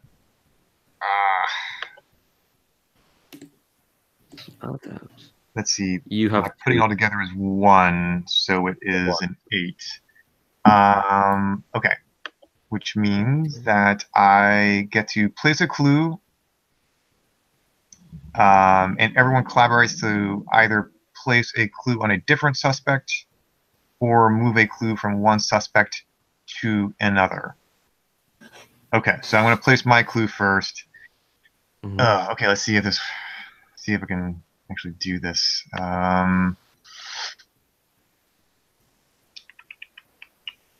We've got Spatula do not escape on their own. Let's see. So we just hauled Abby on. I kind of want to place a clue on Abby really bad. Do it. Do it. Um, Go on. I think I'm going to say actually that I notice, like, in the process of hauling you on, sort of similar to what we just were noting about Felix, is that I noticed that Abby's. I get a peek inside of Abby's book bag, and there is a beer bottle that has the same label as the one stuck to Blake's shoe in there. All right. Yeah, totally seems legit. See, my instinct is to move that other clue onto Abby, but I won't do that. Do it. Do it. Make me the confused. I mean, I have another. I can place the license plate on Felix. I have an idea for that as well, but because the other idea I had is like maybe after we got off the when we got you off, and Abby makes a remark like, "Ah, man, no more late nights for me." Well, that's very circumstantial. Because there's a place out there to patch that. My other idea was, yeah, it could be like you also like, since you were driving the Vespa, like probably like my stuff is there, and you know, like you see like in my bag there's a receipt for the greasy spoon for last night as well, or the greasy spatula, a receipt for the greasy spatula. okay, So it establishes both me and Felix were there that night. yeah. Oh, you're moving the clue? Well, we all collaborate, so if you don't want to do that, No, I'm good with that. No, I think it's great. It's devious. Yeah. I think that in that case we would actually not move, but we would copy the clue. ooh, Because Felix was there as He well. was still there, right? Yeah. I think it's funny that we've gotten clues from looking over at other people's bags. a lot. So I did that for Felix. You guys did that for. People are just cavalier with their personal belongings. Yeah, What's up with that? Hey, I was kidnapped It's at like the time. it's like open all the time.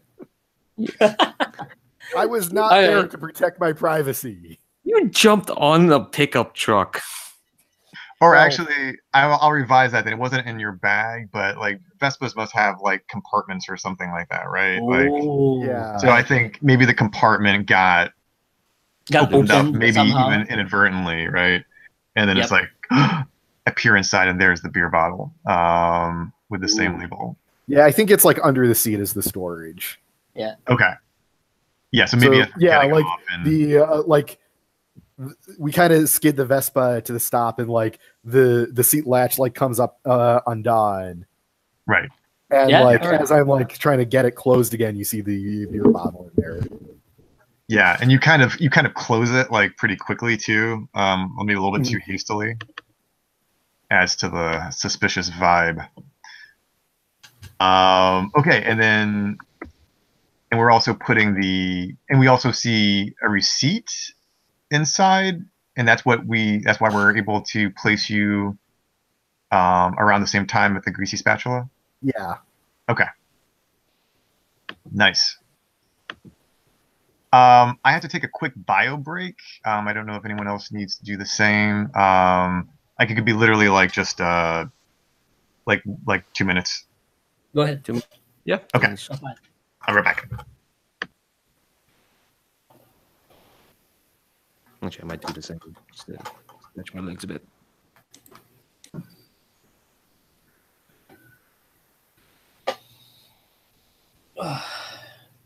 So how are you liking the game so far, David? Pretty good. I think running it as a one shot is a little tough, just because we spent about 2 hours on setup. I think there's parts of it that need some more clarity, but it's an interesting game, and it's I tend not to like mysteries in role playing games because they tend to either not feel like mysteries or they come off as railroady. Yeah. And this is feeling like it's doing what I would like a mystery to be, where we're, where we really don't know what's going on and what happened until it happened. Yeah. So I think that's cool. I think there's a lot of potential in the game. Yeah. I also like how you could come up with the clues, and then you are the ones who are trying to connect it to what's current situation you guys are. Yeah. I think it does. I think it is working just fine having a main character be the suspect. Yeah.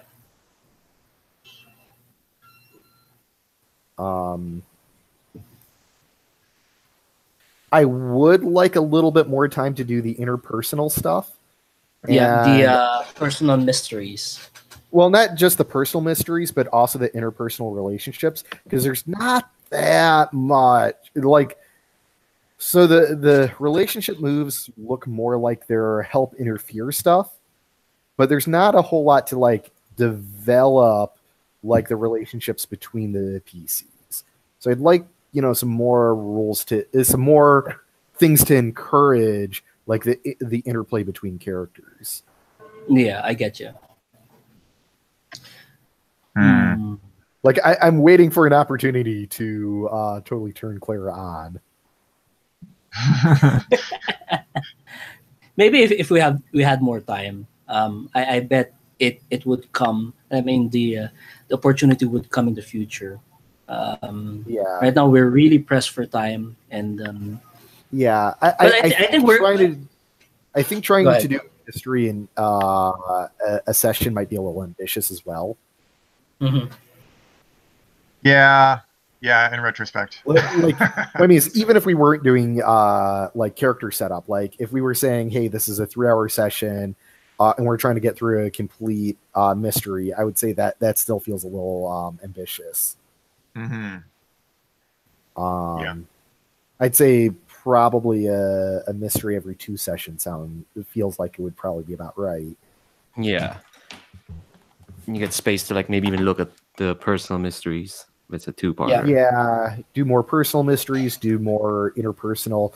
Hey, what's going on? What's going on in the life of this character? What's going on in the life of this character? We haven't really done any there hasn't been any time to do any real life stuff, and there's also not a lot of rules to do real life stuff. So yeah. I think the real life stuff comes in when you feel like there is a lull in the mystery. I think I've read it somewhere wherein if you feel like the current, what happened has already resolved itself. Like, say, for example, for you guys, let's say you feel like there's no way to go forward, then that's the perfect time to actually have the personal mysteries enter the scene. But yeah, it's still interesting. I like it. Yeah. And maybe it's just because we haven't had a chance to do the open up move, and that might be, because we do have some people with conditions that we need to get. This is true. Although I don't see any conditions written down. Jake, you haven't put down your conditions yet. Oh, sorry. Where should I place it? It's in underneath stats, there's a thing for your physical, emotional, and social. Right. My physical is a busted lip, and the emotional would be embarrassed. All right. Perfecto. Okay, so we just had that clue placement thingy. We're around the Vespa, the 3 of us. Do we want to do anything more for this scene, or do we want to? No, I think we can cut. Cut. Okay. All right. Do you want to move forward with the timeline, or because right now I'm really separated from you guys? Maybe we could move forward and have a scene wherein we will be where we're all together and discussing where to move forward from there. Yeah. Yeah. Really? Yeah. Where do you want to do that? In the park. Oh, I texted everyone to meet up at the park. Yeah, that sounds right. Okay. And I'm wondering why you have my number. Oh, Or maybe you that's just good. text Oh, the other. no. I texted Mycroft, Yeah, and okay. since he was with you guys, yep, he told you guys. All right, That that's a works. good question though. Yeah. Ugh. Ugh. I know. So it's like big. So I arrived at the park really early and was waiting for you guys. And so And you this could is see me park outside trying of to yeah, this is outside Evergreen. Okay. The big subdivision, wherein the rich people live, and you guys could see me taking pictures, trying to look for the faintest clue. But yeah, that's what I've been doing. How about you guys? All right, who's on the Vespa would that be? I know who I want it to be. Oh, that's yeah, right. Because they really can't fit Everyone. everybody, and I don't really want to be. I really don't want to be anywhere near Clara if I can help it. I think Clara, I think Clara doesn't want that either, and she's kind of like, "All right, I'll meet you guys there." And she calls a taxi just for herself. Oh wow, okay. Oh, I totally just like that's not the right term. Something blocked you. I don't know. Abby. All right. Well, I guess I'm gonna ride with Abby then. Ugh. She say anything while the two of you are riding along.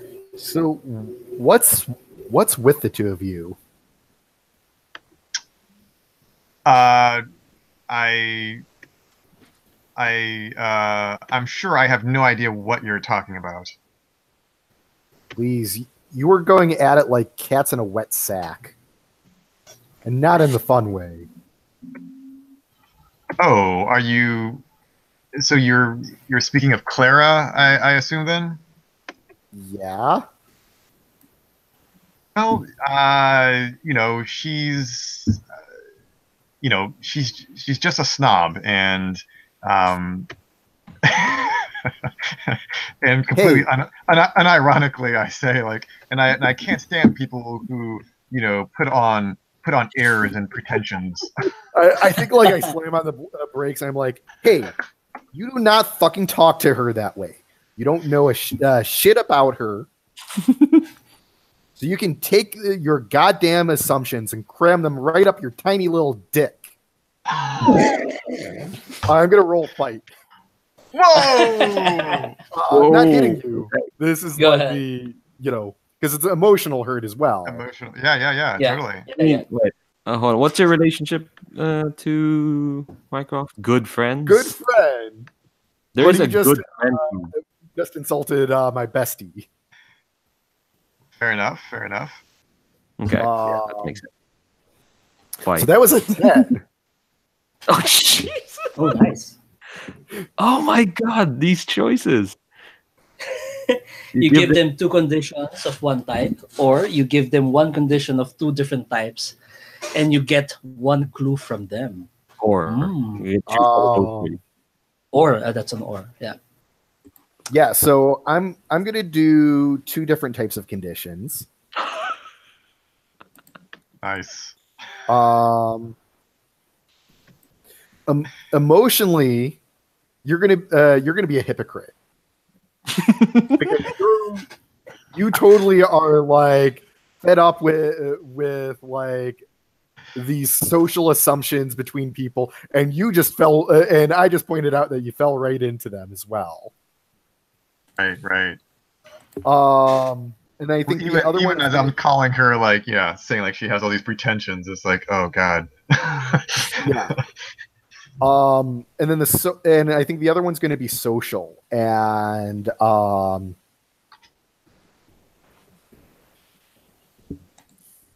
I think it's going to be I think in the doghouse works. Hmm. Okay.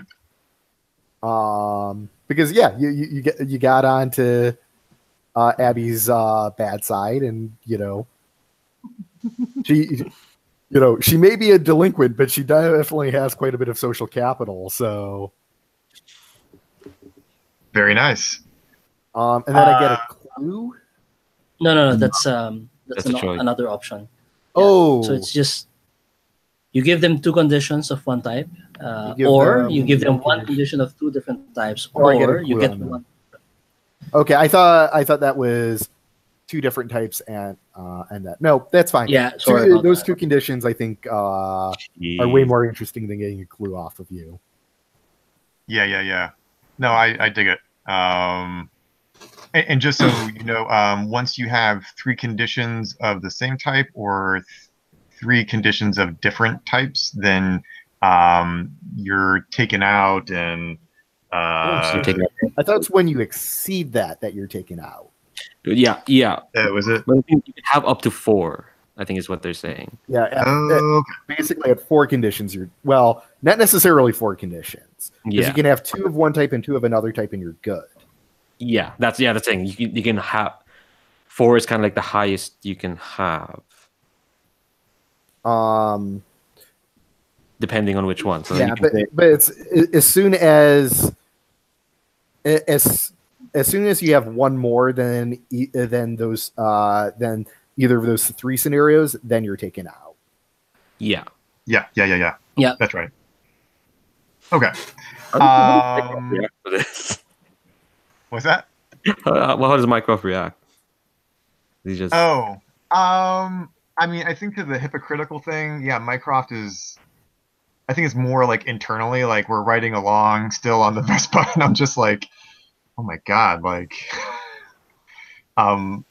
you know, I have like constructed this entire fake persona, which I now probably am like more or less like sort of internalized, but in this moment, like I'm suddenly aware of like, no, this is all like a charade, and whatever. It's like, we're all actors on the stage. I just called her out for being an actor, but I'm no better, right?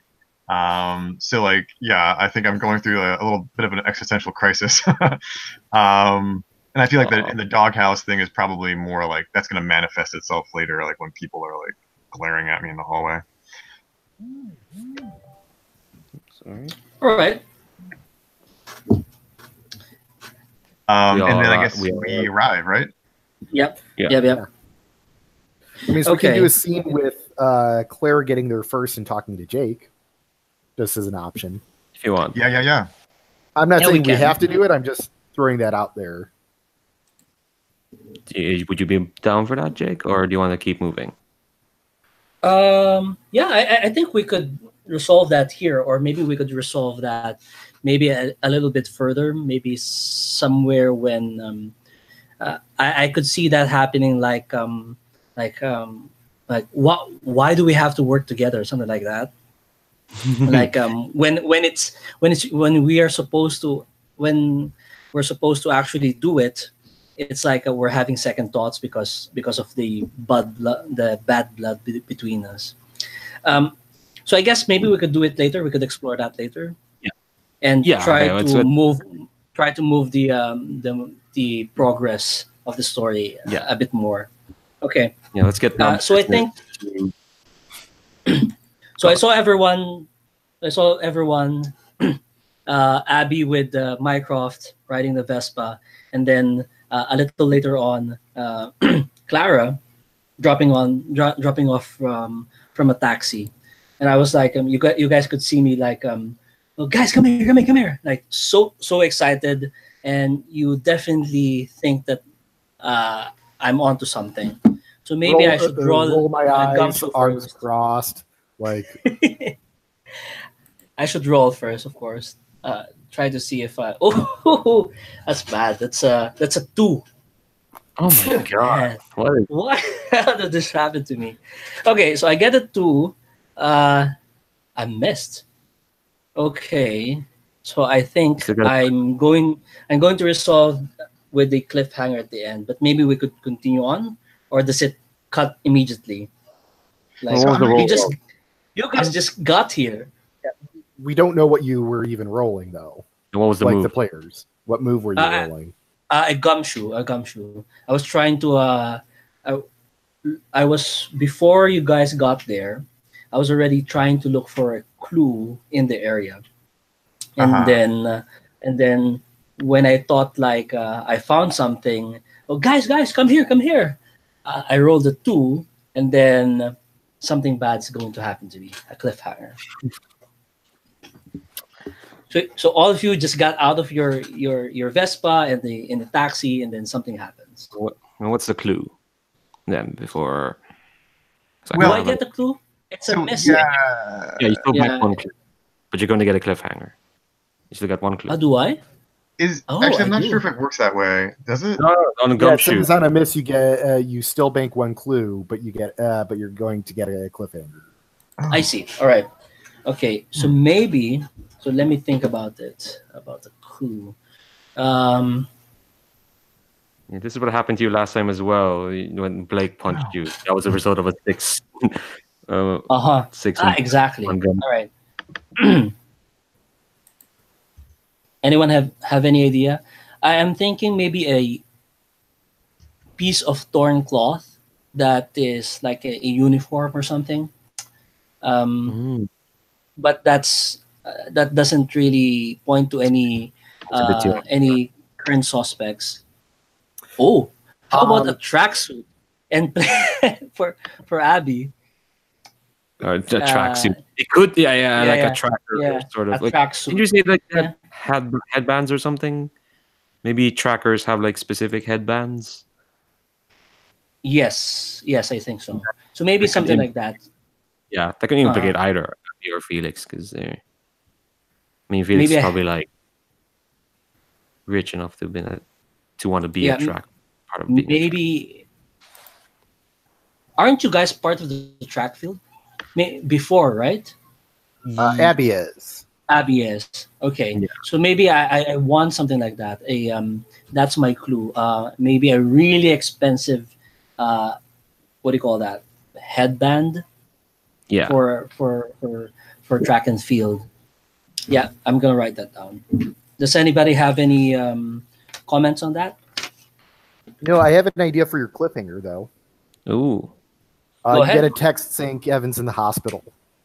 Ooh, snap! I like it. All right. Oh, Okay. shit. So it's like guys, come here, and like my phone rang, ding, ding, ding, and I check it out. I was still smiling that time, but when I read it, my smile faded away like completely. All right, then fade to black. All right. Oh. That's really bad. Okay. So what scene do we want to have next? Since it's a personal mystery, maybe I could just be out of the next scene, and you guys can continue. Oh, poor Jake. Always out of scenes.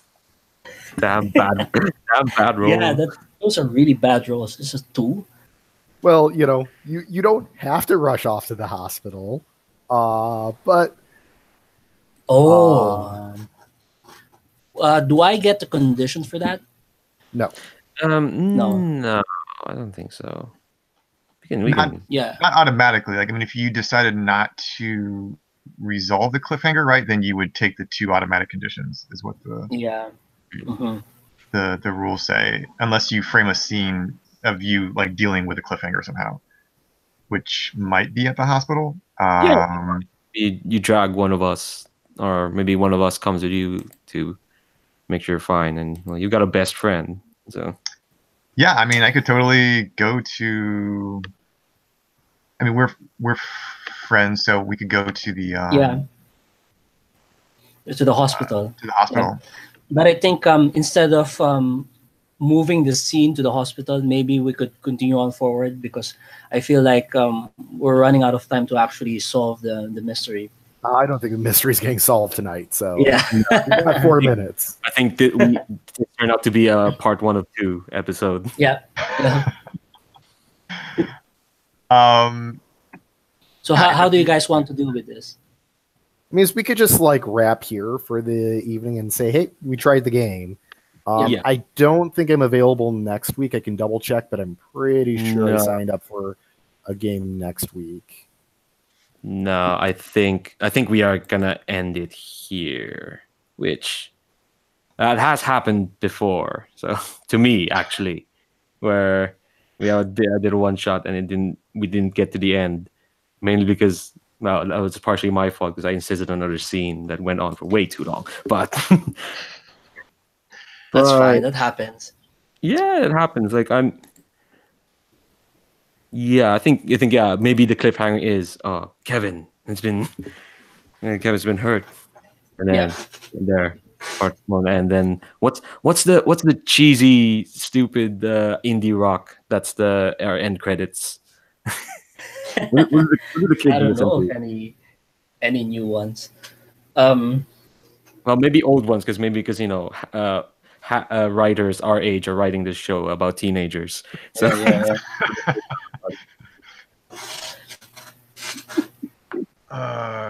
you don't have to answer the question. Yeah, I don't know. Yeah. David, do you have a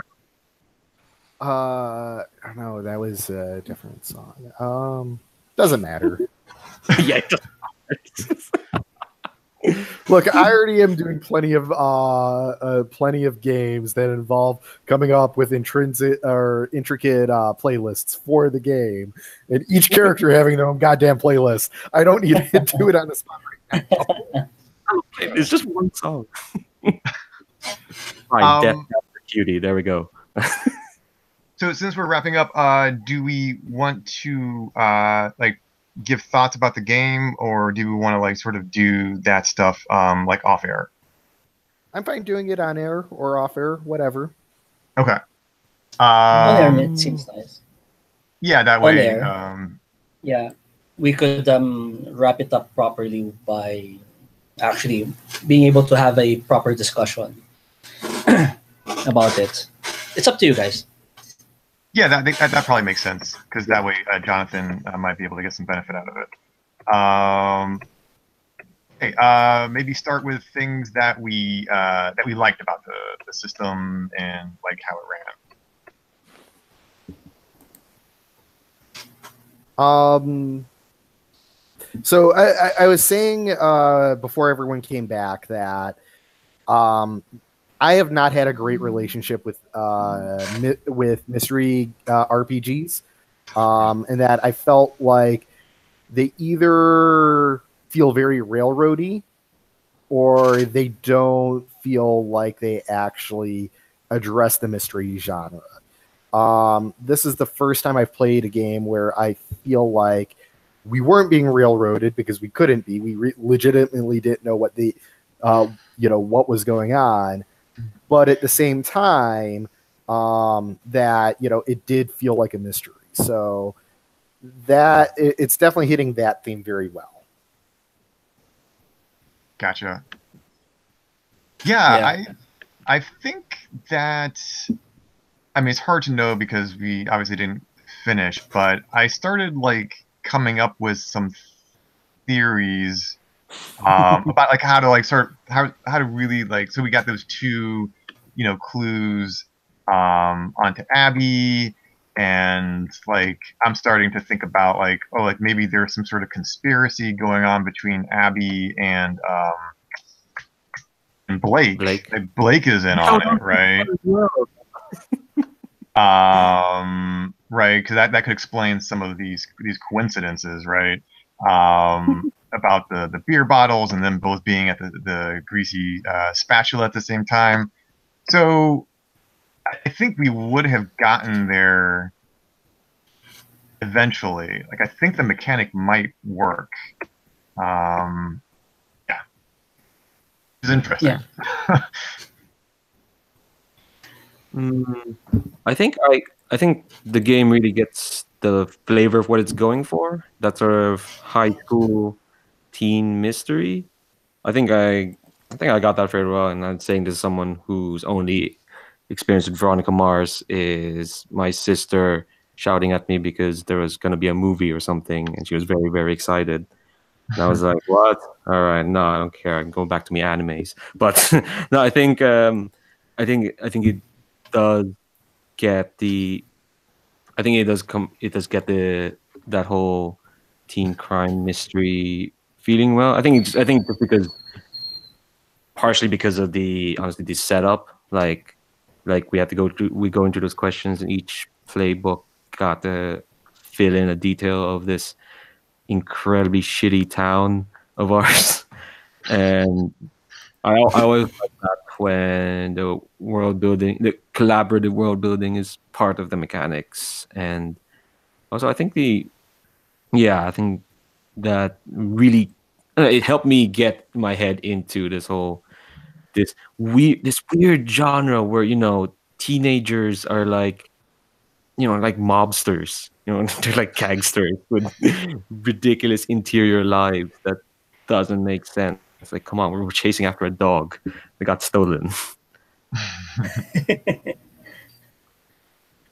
As for me, I've already mentioned how I like the clue system, wherein we are the ones who actually create the clues, and because of that, because we all of us have a say in the story, we all of us have the power to pull the story in certain directions and sometimes even surprising directions. And I liked um, that dynamic, especially like let's say I'm trying to think of a clue, someone pitches in something, and it definitely changes the whole thing. And yeah, it makes it more interesting. It makes it more mysterious, I guess. Yeah. Cool. Okay. Things that I don't know. Maybe this is the thorns of roses and thorns, or I don't know, concerns about the system, something along those lines. I think it's mostly for the version that's out, the Ashcan, just a bit more clarity. Like David went in this year not knowing that there wasn't even a GM, which I'm looking back at the PDF. Yeah, it doesn't really say because I think we're used to like if the game doesn't have a GM, they should say it's GM. We're used to that, and it doesn't really say up front. Like the word collaborative, I think was used twice in the opening couple of pages, and there's just some things like, it's a weird system. And oh yeah, I see the word collaborative appears 5 times in this PDF because it's a weird system. There's like only one other game I could think of that has this whole to solve a mystery we actually create the mystery sort of thing. So it does, and like I don't think it can work with the GM anyway, but I think it just needs to be upfront with that. There are just some stuff that need to be more clear, like who sets up the scene, like like I think we were getting the handle around cliffhangers. Like I think if we start thinking about it like a TV show, we were getting the hang of it. But like it's hard. I think the text just had to be a bit more clear and direct about that because it is a weird system. I don't think there's much like it. Another game I think of is like Noirlandia, and that's a game that's also kind of like that one about detectives trying to solve a murder, but that one was more explicitly GM-less. It also but so it's weird, especially because this is also billed as PBTA. But are there any GM-less PBTA games? I believe Dream Askew. Oh, do you roll dice in that? I got the No, it's token based. Yeah. I mean, then I guess you can also sort of call Murderous Ghosts, but Murderous Ghosts is weird. Like it's a weird example of Powered by the Apocalypse, and it's Powered by the Apocalypse because Vincent Baker says it is. There is one other. I mean, it's called Noir World, also in the same genre. That I guess it's like a rotating GM. So it's sort of along these lines. I've never played it, but Yeah, Yeah. I think for me the bigger issue is GM-less or GM full games. Depending on your preference of terms and your exact take on it. This might be a GM full game, but they usually have very ritualized ways that responsibility is either divided up or passed around or something like that. And this doesn't. It's just up in the air. And, that was part of the reason why I didn't pick up on it, was because, obviously I only had I spent less, I probably spent 15 minutes looking at the PDF. So I did not exactly have a deep read of the game, but they didn't talk about any emceeing procedures for the most part. So the fact, that in of itself is if you're going to have, you really need that when you're talking about that MC responsibility getting divided up among the whole group. Otherwise, we're all tripping over each other or afraid to act.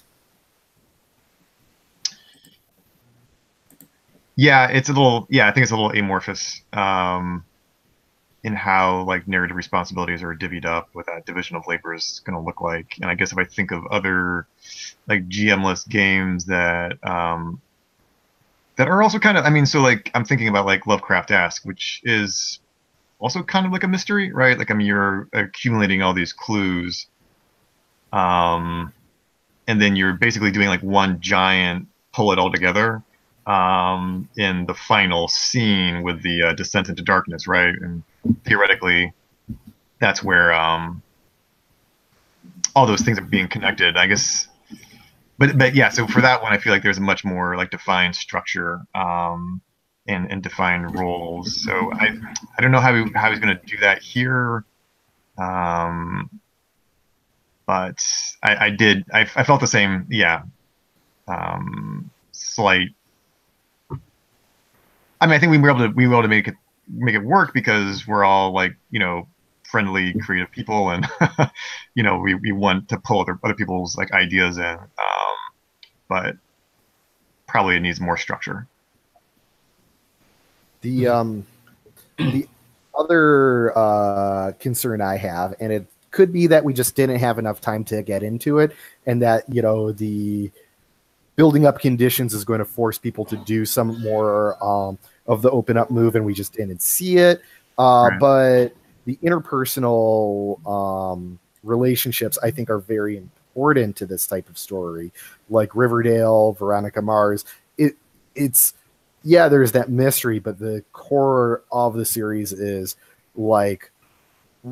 how people are feeling about each other and how they're interacting, and am I currently mad at this person, or am I not currently mad at this person?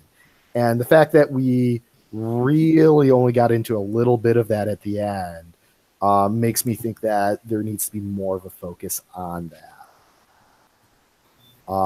I did like how I was able to coax you into getting me to turning that into part of what was going on in that scene. And when we got to it, it was good. Yeah. But I think the system needs to encourage it more. I guess for me, when I was reading the PDF, it's actually quite good. Although I would want to have, since this game is really doing something really unique, I would love for more examples. I think there are some parts where there are, but there are certain parts wherein I really wanted to find out how exactly the designer wanted us to play that part, like the cliffhangers, for example. Maybe an example for that one, similar to I'm trying to look for the example here, but yeah, more examples. Explain it some more, maybe more situations on how to on so that we have more ideas on how the mechanics would work. But yeah, still good. Yeah, you reminded me of something that I did miss. There needs to be more information about how cliffhangers need to work, and it needs to be easier to find because honestly, it is really hard to find what the hell a cliffhanger is. Yeah, it's kind of buried other in there. than in the general sense. Yeah, there's no section for it, and it deserves a section. Yeah, that's spot on. I agree. All right. Well, thank you all for for coming and experimenting with this game system with me. When I heard +1 Forage, it just sounded like a really. I mean, I have a preference for GMless games. I love mysteries, so I was like, yeah, let's try this out. But it was a bit of an experiment, so I appreciate everyone's patience and just overall just friendly cooperativeness.